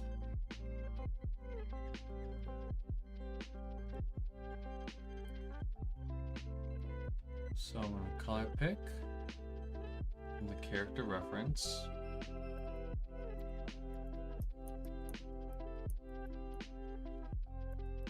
These are the Gooba colors I wanna just get in here. Okay.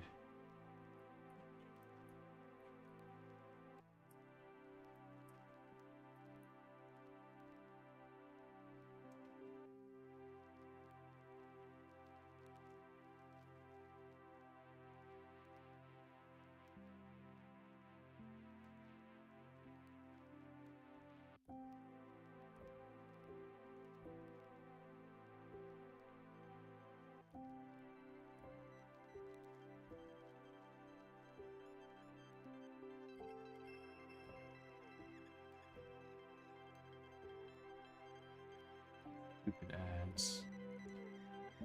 Ruining my music.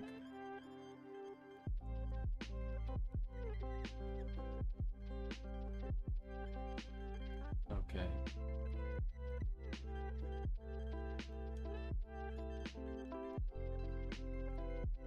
Ruby, what are you doing? Ruby's my dog. She's acting funny. There. You got an itch? You got an itch, Ruby? Huh? Same color. Got an itch, Ruby? Get over here, let me scratch you. Get over here. She's a small dachshund mix. Very cute. Get over here. Get over here, baby. Hello. What are you doing?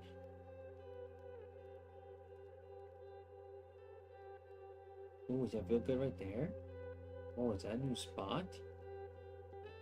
Oh, right there. Oh, yes, it is. Oh, right there. And you needed that. Oh, I can tell.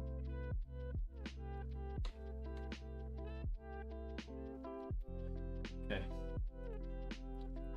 We'll grab. She's got a little maroon, I think. In her eye.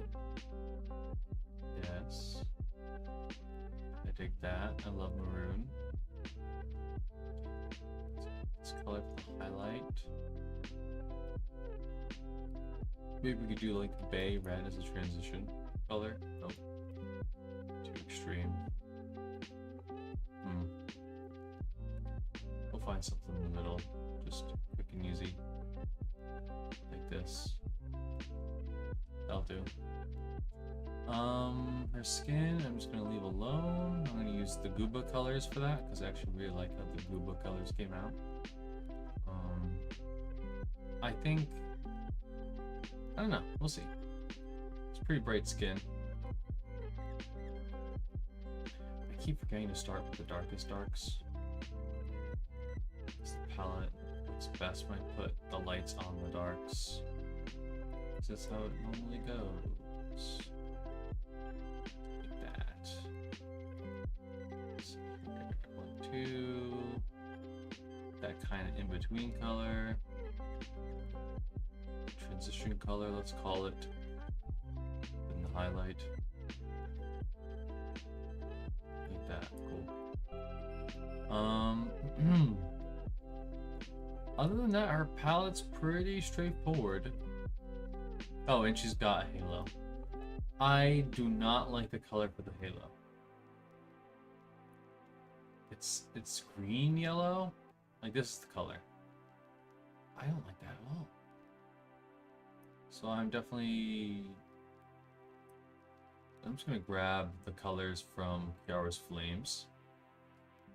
Actually, I should grab them from Ina's halo, eh? Yeah, I'm ground from Enos Halo. I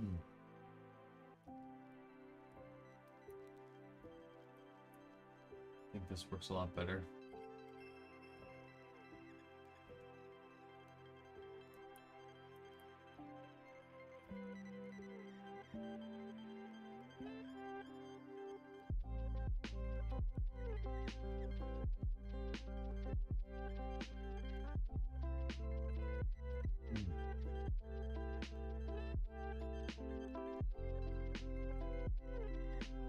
So one thing I'm kind of hesitant about with color picking from Gura is that I already applied the airbrushing, right?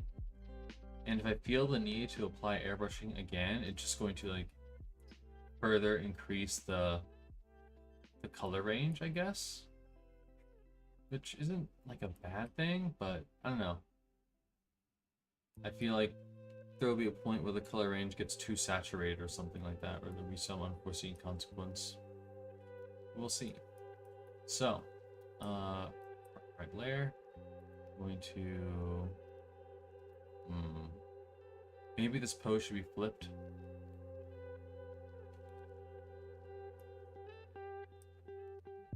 Yeah, 100% should be flipped. Let's see here.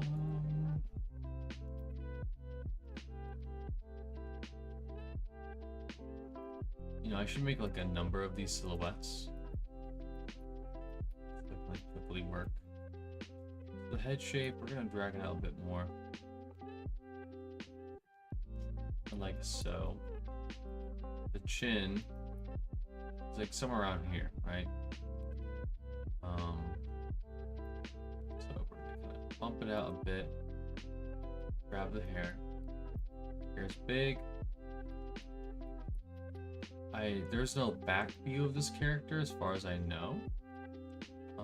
The reference that was sent to me is just a straight on shot, if I'm not mistaken. Let me double check my Twitter.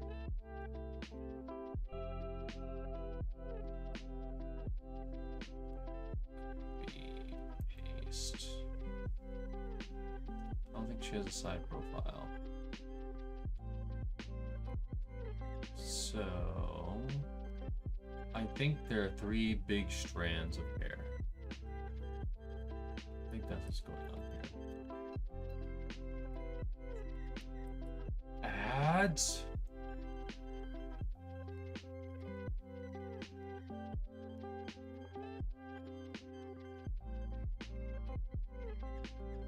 Okay.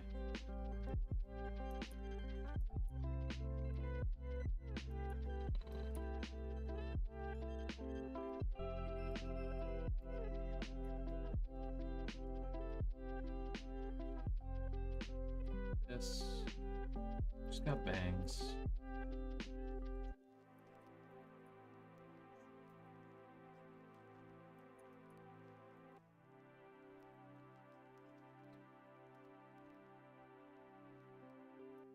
Just got one, which we could have come out over here. Actually, the hair's too long. It like terminates right at the thighs, essentially.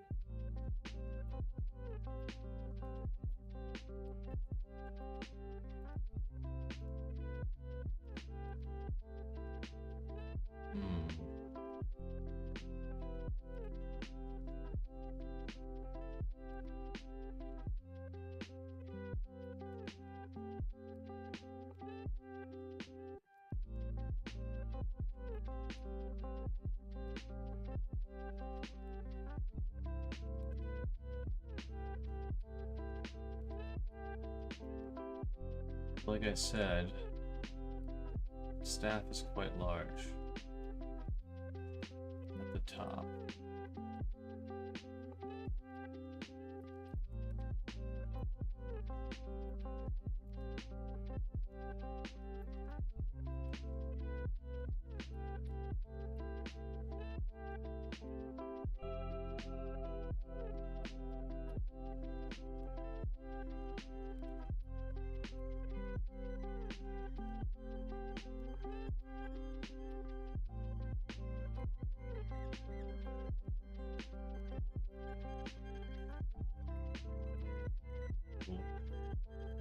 Something like this.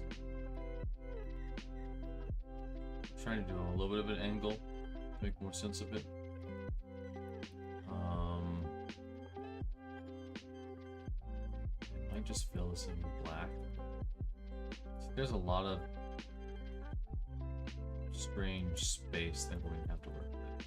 So actually, we're going to do this. We're going to luminosity this all the way down. Going to swing the hue, something like that. You know, it's very noticeable. I'm gonna grab this pink. So we're gonna,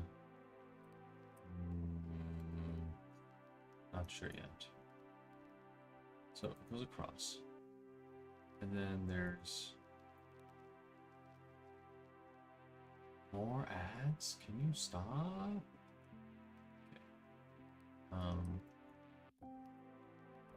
Got this little circle here. We got an apostrophe thing here. And it's like a 1 pixel long or wide stretch across the outside, the perimeter of the sphere. Then there are thicker ones. Actually, no, there's one thicker one below. Like this. Cool. And then there's another one like this.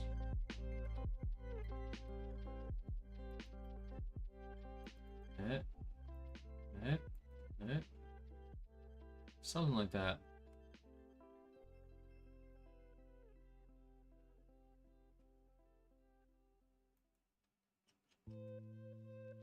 It's actually pretty...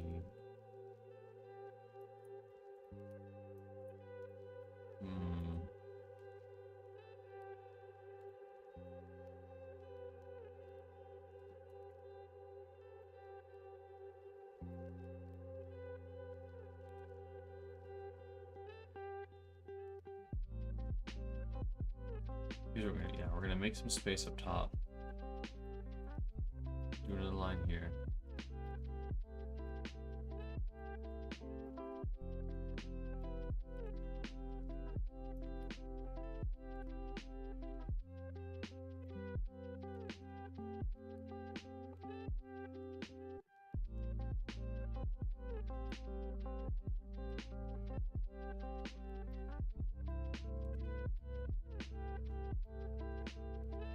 Good line there.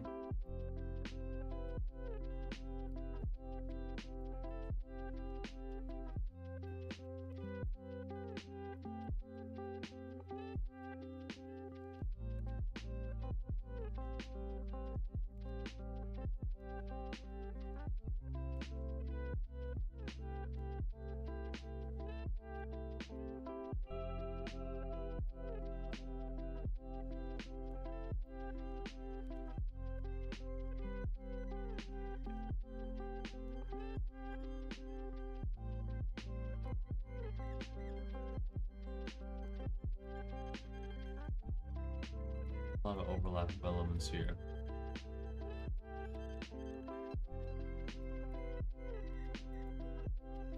Alright, cool. And then now we can merge it. Hello. I hate when it does that.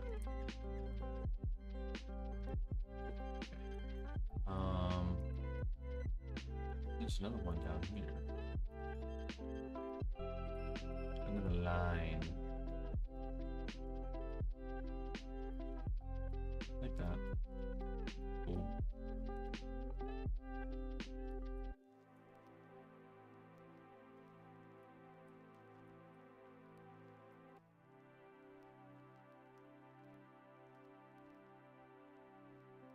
See, like this purple stuff, I have no idea if it's interactable,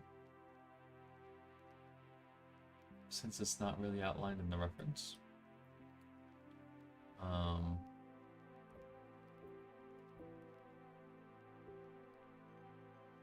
So I'm going to just presume it is. And so her hand is going to be at the base. Because this pink stuff kind of comes down a little bit like that.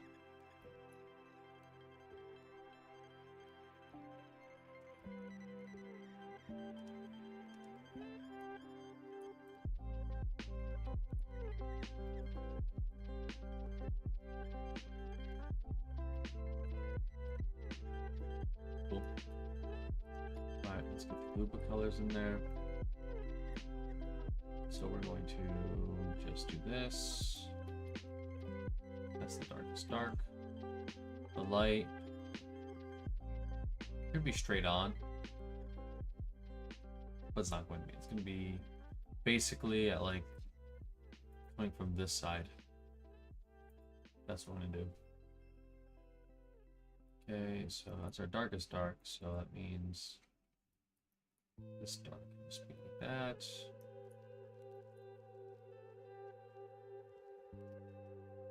Okay, cool. Then we get the lighter color here. This is the transition color.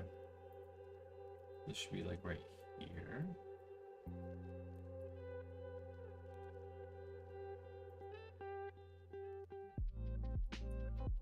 And then the lightest light.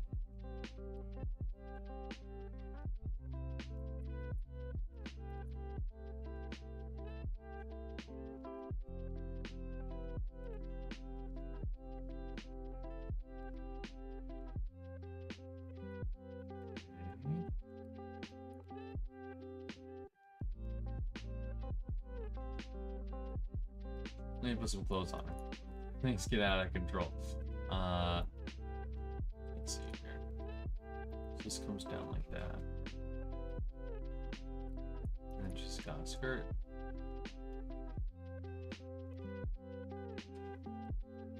This. And let's unselect. I can't see anything because she's fading into the background. Which basically means we need to use a white background. I don't like, but here. Okay, oh god, it's so bad on my eyes. Maybe I'll just do the outline. Let's see. Let's get the white outline in there. So just this, that. Boom.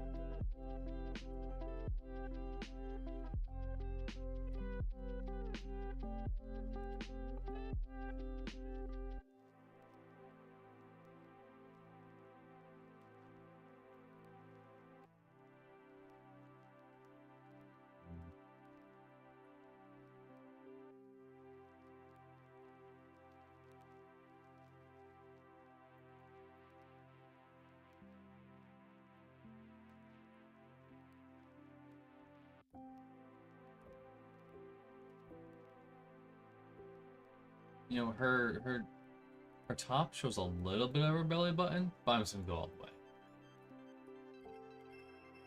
I know what they want. They want the belly button.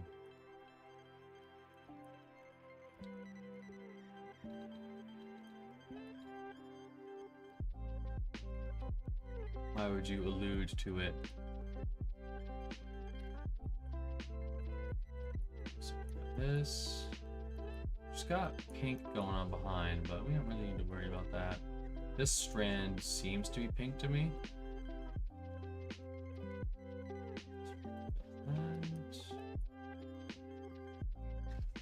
Like this white is just too bright.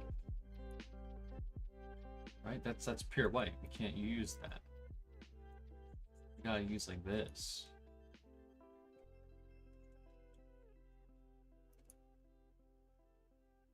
be honest, it needs to be more yellow. Just like the slightest bit. Right? I should be using the fill tool. We have tools for this. I said we have tools for this, but it's not doing what I want to do. There you go. And this color, likewise, needs to be more yellow. Boop. Maybe we'll leave that gray. We'll take this down and make this more purplish. Like that. And we'll have this kind of in-between color.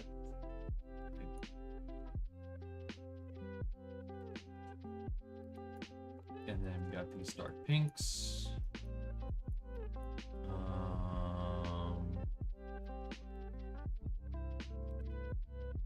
might need to use a black outline here for the hair. It kind of comes down like that. Big swish. Yeah, well, actually, you know what, to be honest, this is like really bright.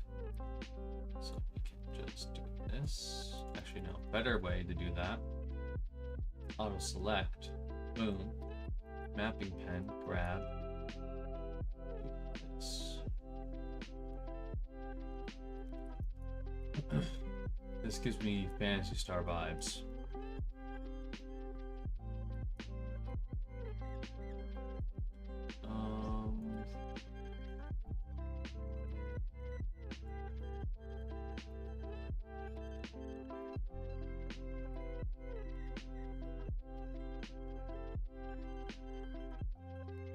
You know, there's like these ads that keep playing of it's like a phone game, and like there's this little dude adventurer guy, and he always gets screwed somehow, right?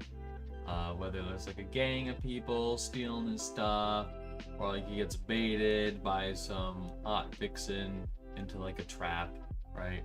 And he loses all of his XP, and then he starts playing the game to get XP again. And you know, the more I see those, the more I think, well, those guys who do those ads, who make those ads, they're not good at storytelling, but they're, I don't know, proficient, I guess. Like they're able to make little stories and put them out, like a lot of them, because there's a lot of different variants of that story of that guy just getting screwed over. So, I mean, I salute them for that much.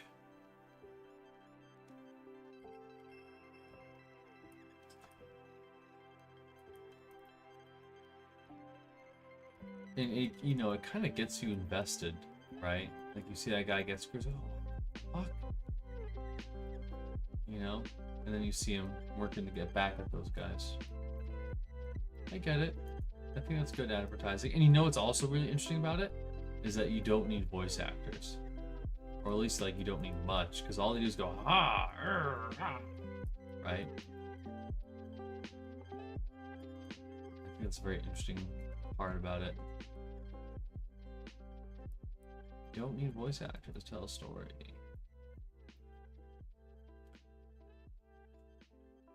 Okay. So, this actually be like right there. I'm getting kind of thrown for a loop because her hair is making me lose sight of like how big her head is. So I want to establish the eye if I can.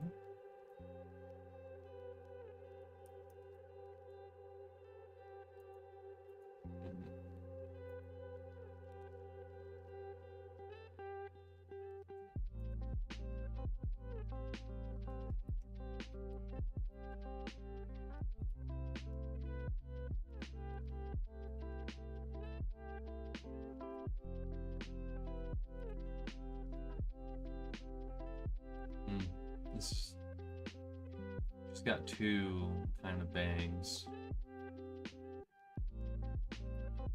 I really feel like I want to use the black outline for her hair. I'm feeling it. Anyways, this needs to not be pink here. This needs to be light. This needs to come up like this. do not like this double bang thing that she's got going on. It's gonna be pretty confusing to work with, I think.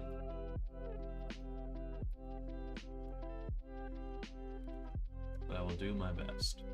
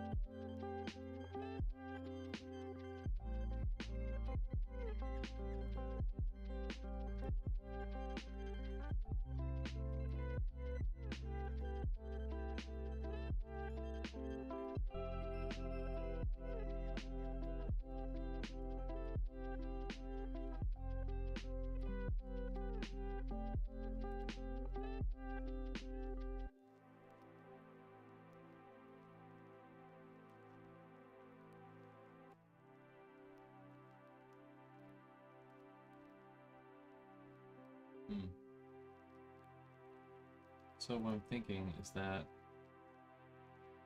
to make her look more elegant, we need to cut this in a bit.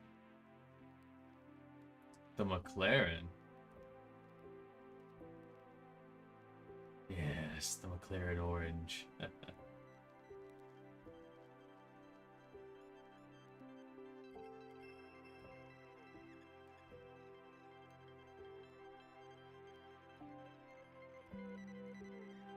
I don't know why I'm getting an ad from McLaren, but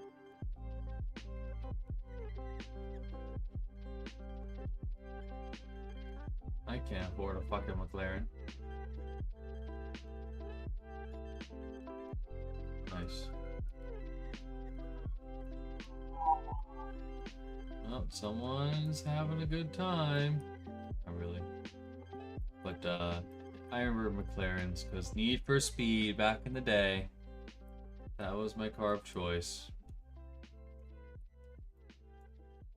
Part of the reason why orange is my favorite color to this day. It's like orange soda, I like orange Starbursts, orange McLarens, orange, orange, orange.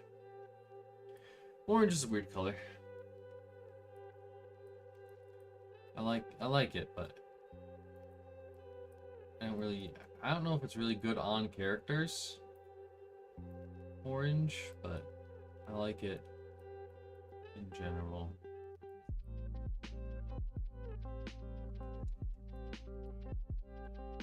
And it's like Naruto wearing orange, you know? Really stands out. GG. It's orange.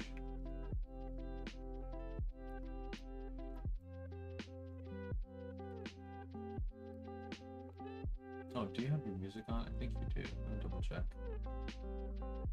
You do. Okay, good.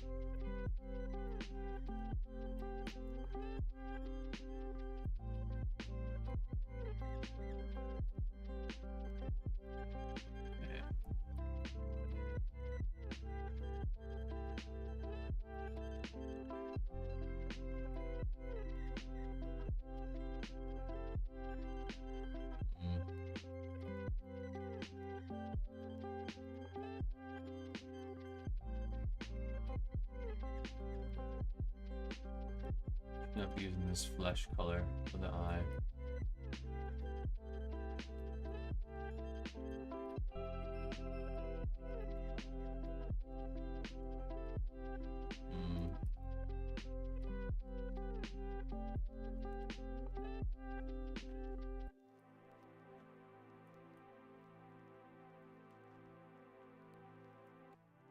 don't know if this is a happy or sad character, but I'm gonna make her smile anyways.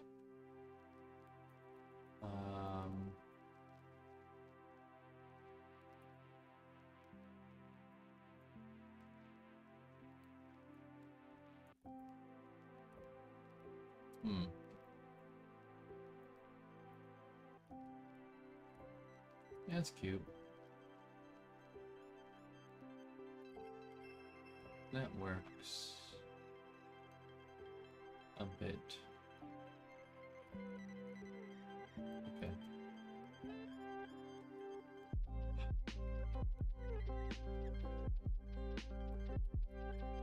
Really torn on this whole shading, so it shouldn't be an issue.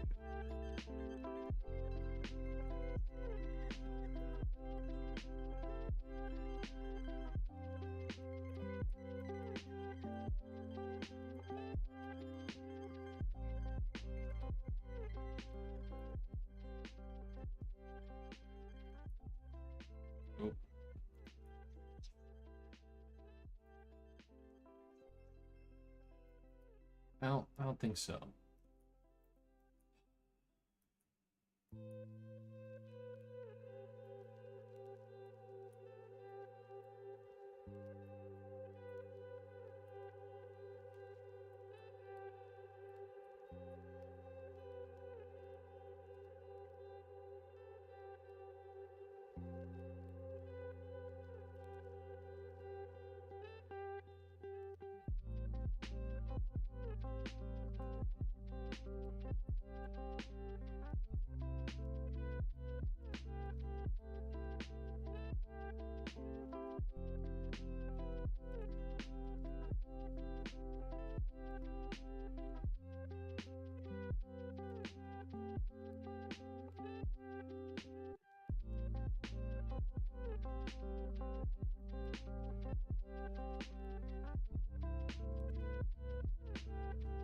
Whoa, whoa, why did I have this all the way out here? What the frick?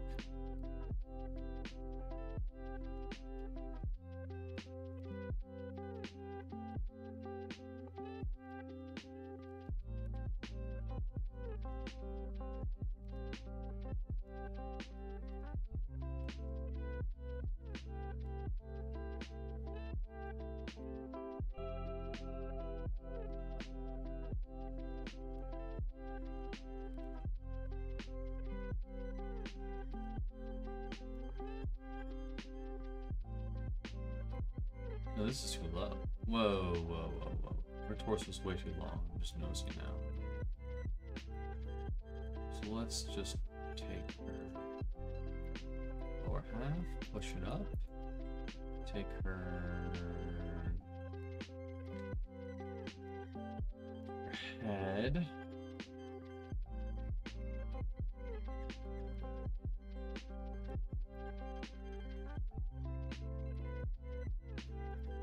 Push it down.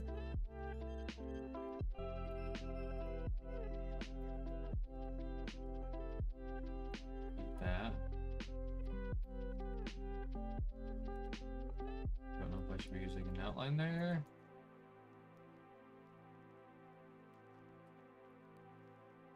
Feel like I should. And our booba is like this. And then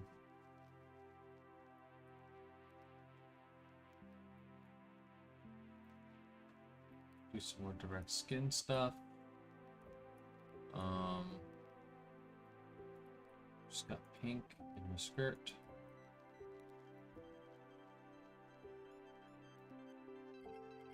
Like this. It technically has multiple lines of it, so I'm gonna just do this. Probably like that. And what? Just got pink hair behind? Is that what we're doing here? Get rid of this. Okay, we're getting somewhere. So her... How should her leg work?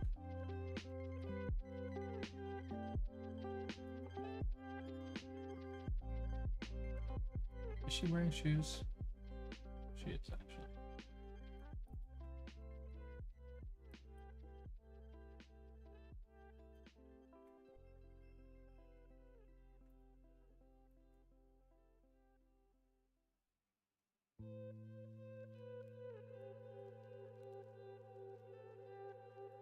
Oh, and she's got a tail.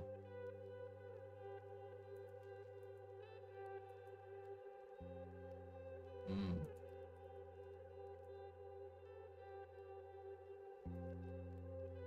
I like that better. Make her look more happy with her tail up.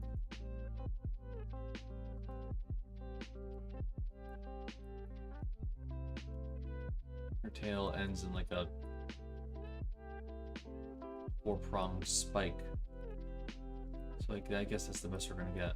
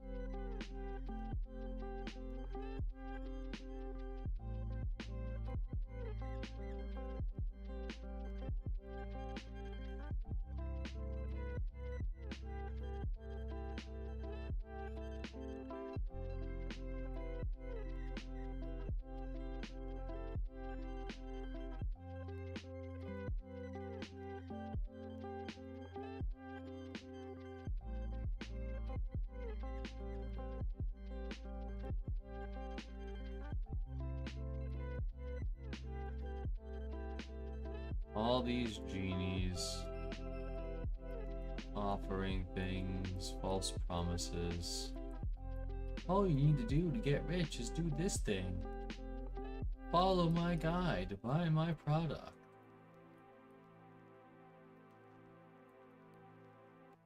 Let me convince you of something.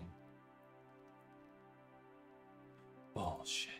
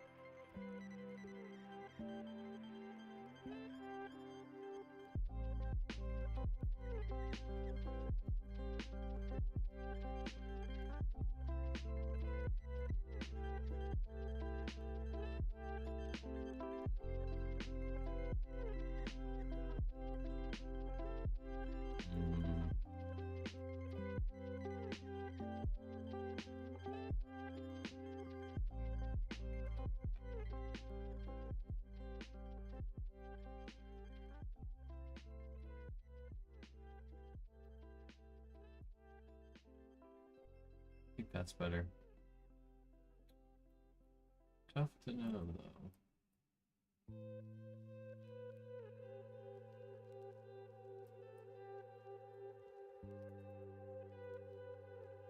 You see, the thing is that, like, I guess it should be like this if I'm obeying all the rules of my style.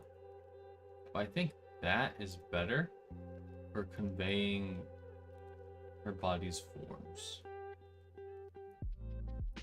So I'm gonna do that.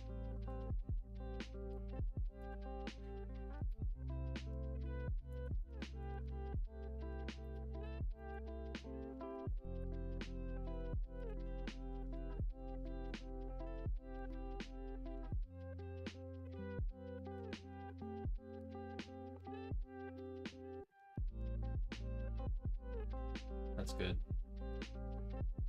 That's actually really good. I think I'm gonna file, I guess, 2 pixels down for the heal. Not sure.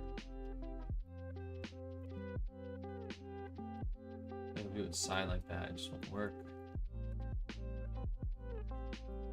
I don't know. Not sure with this one, Chief.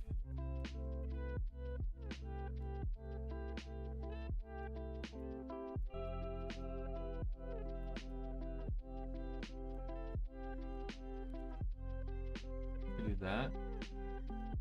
Yeah, probably that.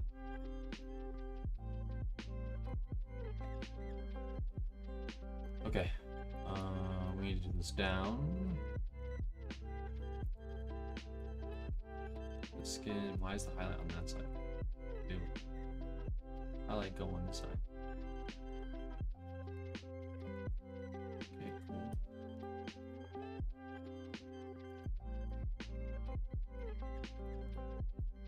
So she's got little pink ruffles here, which I'm just gonna do dots for. Actually, I could exaggerate a bit more. I could go like this, and I could put these at the bottoms. Okay. Yeah, I think that's best. Could even do this.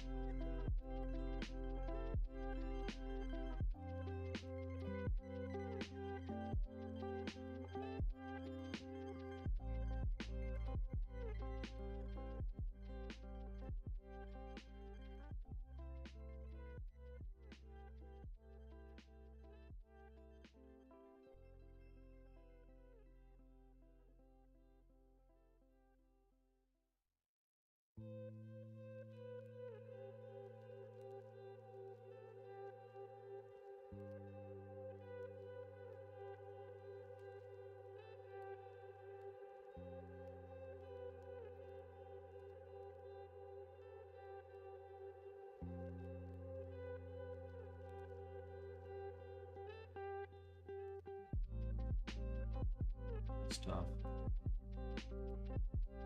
It's tough.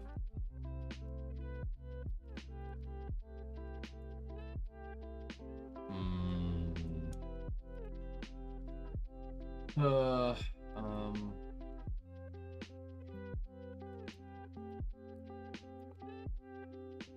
Just gotta love hands, you know? Just gotta love hands.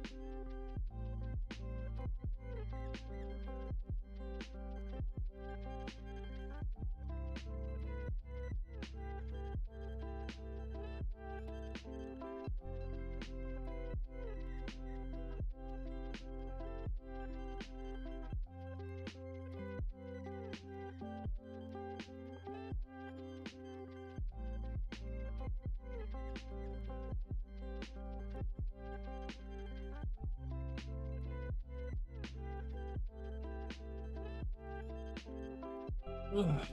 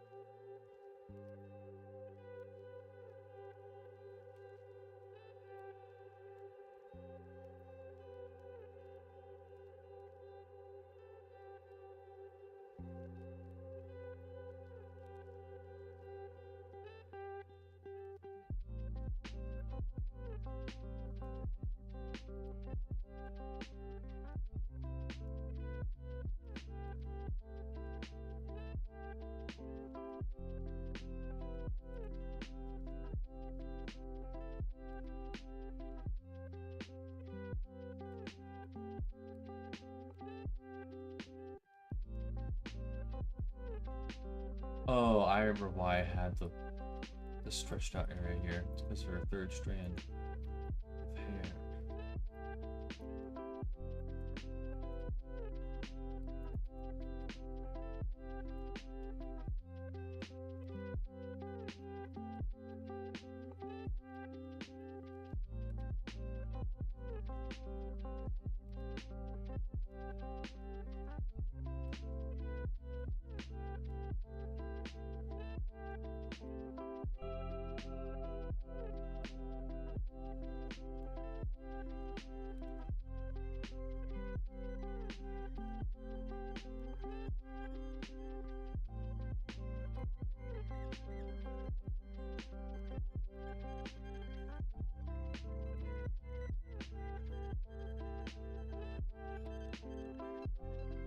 Nice for the belly button.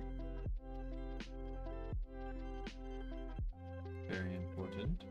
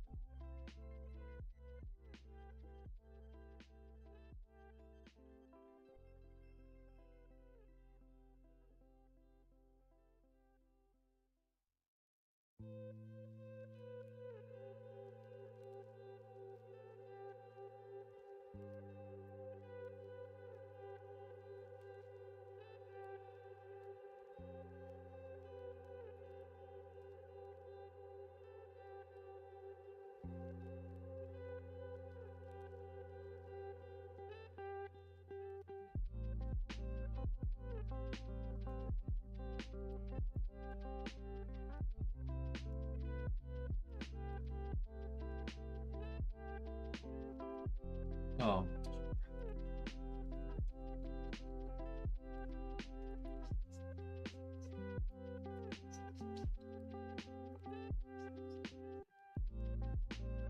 Some shit.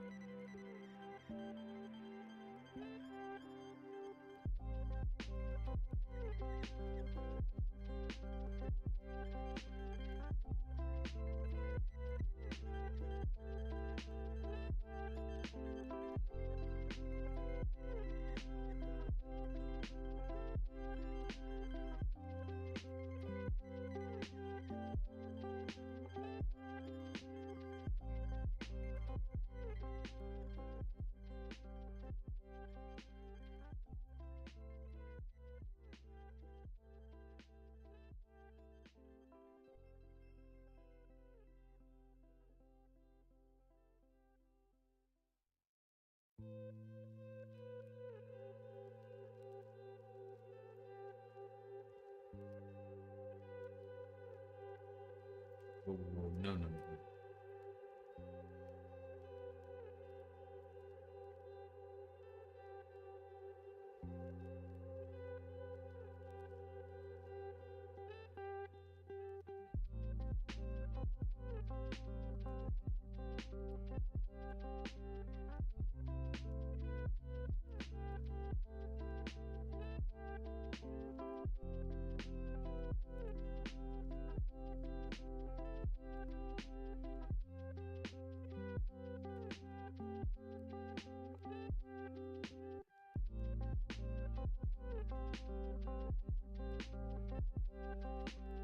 Ooh, this is gonna be horrible. I might have to cut the little hand thing she's got going. She's got a little like fingerless glove aesthetic.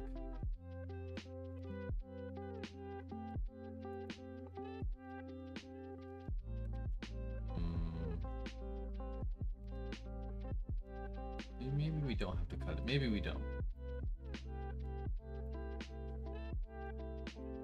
It's in my nature to say something's impossible and then immediately do it.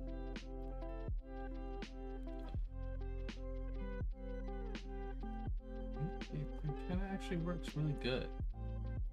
It's the contrast. I thought it would look way too hard to read.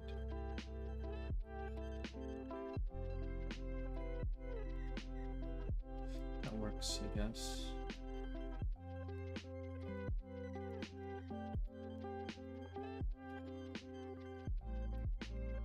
Just got a little pink.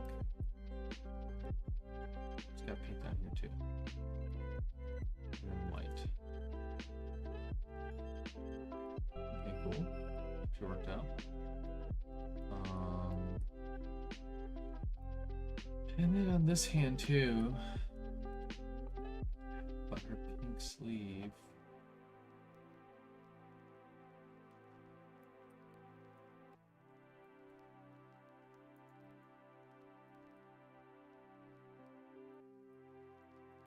I can already tell me working on her bust for a while.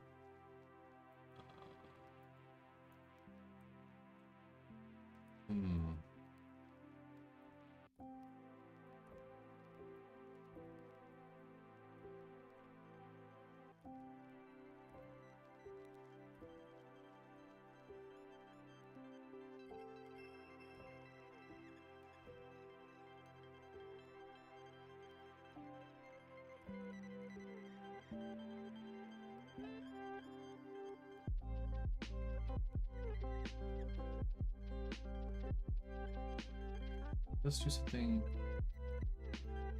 like this.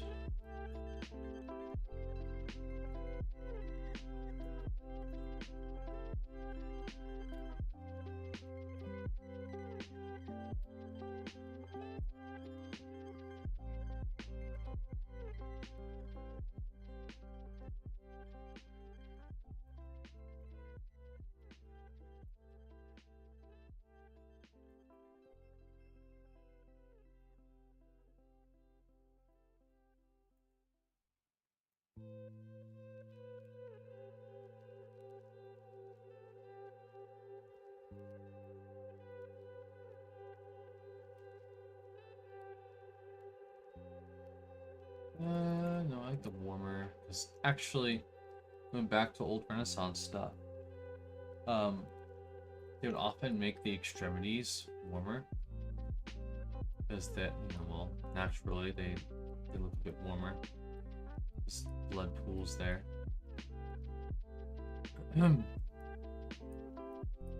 Because blood pools there. I have to use my deeper voice more often. Practice makes perfect with that.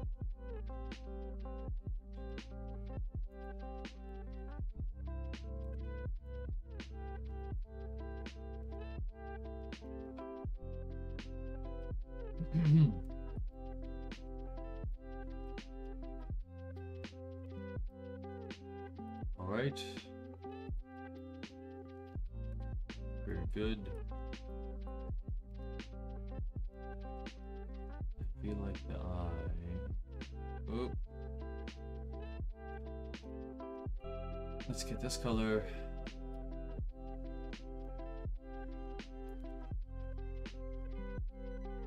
That looks really good, actually. I like that.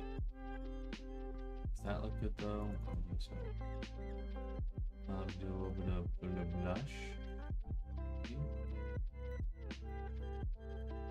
A little cute. A little redder. Like that. Make it easier to see. And then we do this. Yep.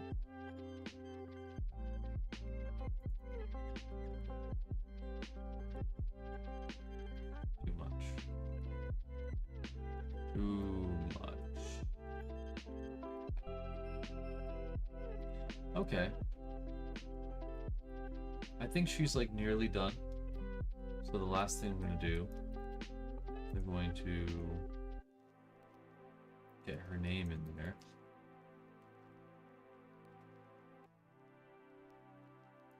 So let's start the process. Oh, we have a U over here. Actually, no. Okay, good. No, did it wrong. Select, copy, paste, drag. Okay, we have a Y. Iris. Yes, we do. I'm just realizing now I forgot to do like the brightest color in the bottom irises. Or shade. Shade. Okay. And the K in Karoni. I already have the K over here. Derp. Okay. So we can take the O. How many O's? Oh, Yukiko. Okay. That was Yuriko. Okay. So we don't need an R.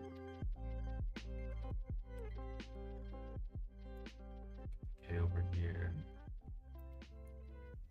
Okay.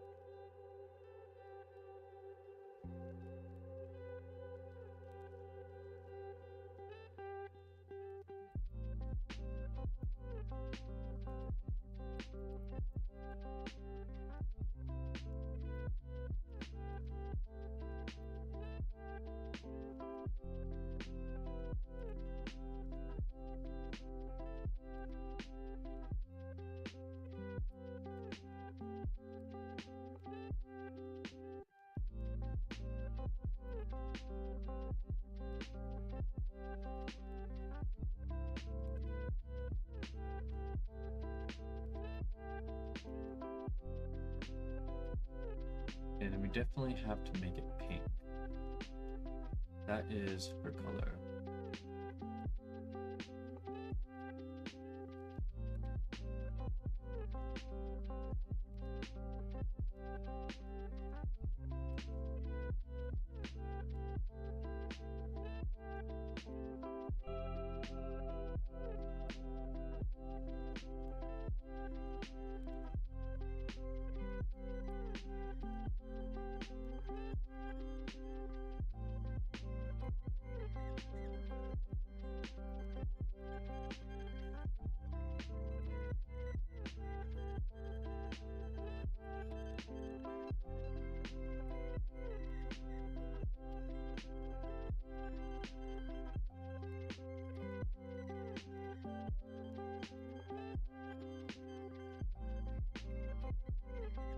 I really hope I'm not affecting anything else in this file. Let me just double check.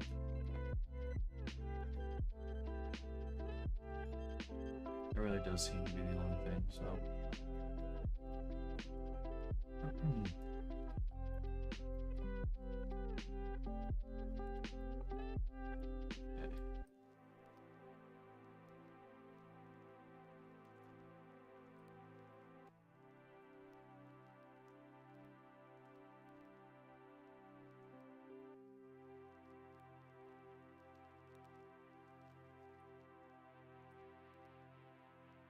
Nice. Okay. We drop her down a bit.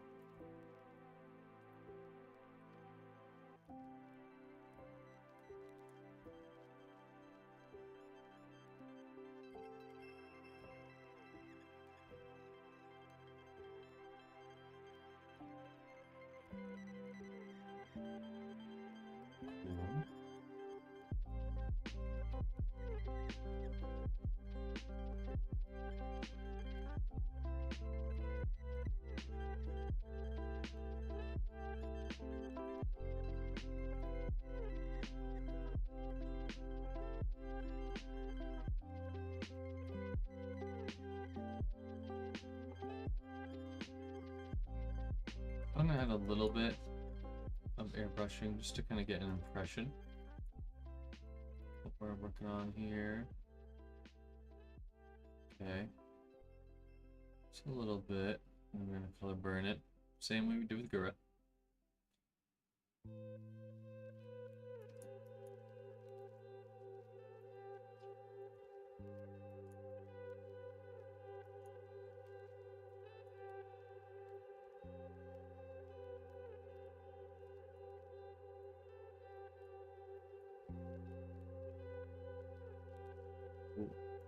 So this is a work in progress. This is not done yet. It's pretty close. I'm just gonna refine some things like the chest, the hair, the outline. And I'm just gonna look at it with a fresh set of eyes. I think flipping it, I think everything is still working. I kind of don't like how the shadows are going straight up on the side of her face there. I might like make that more organic. We'll see where it ends up. Okay, that's it for this stream. I may or may not be back on later. If you like what you see, feel free to like and subscribe. If you want some nice artwork yourself, you can always reach out to me with a commission. Make sure you DM it to me on Discord or email. Although I'm much more likely to see it if you send it to me in Discord. Or you can click on the link below to check out more of my stuff, my character artwork. Always been working on that. And oh yeah, make sure you check out Dungeon Drafters. Is that the name of the channel? Sure got it right. Dungeon Musings. Make sure to check them out. They make fantastic content. And the stuff I'm covering is really, well, it's not really old. It's like a year old. So, you know, they're doing fresh content that they're putting out now. So you could, you know, if you like watching stuff live, they got that going on. Just give them a click, give them a look. Alright. I need to go get some food. This is Kraftkraken, signing out.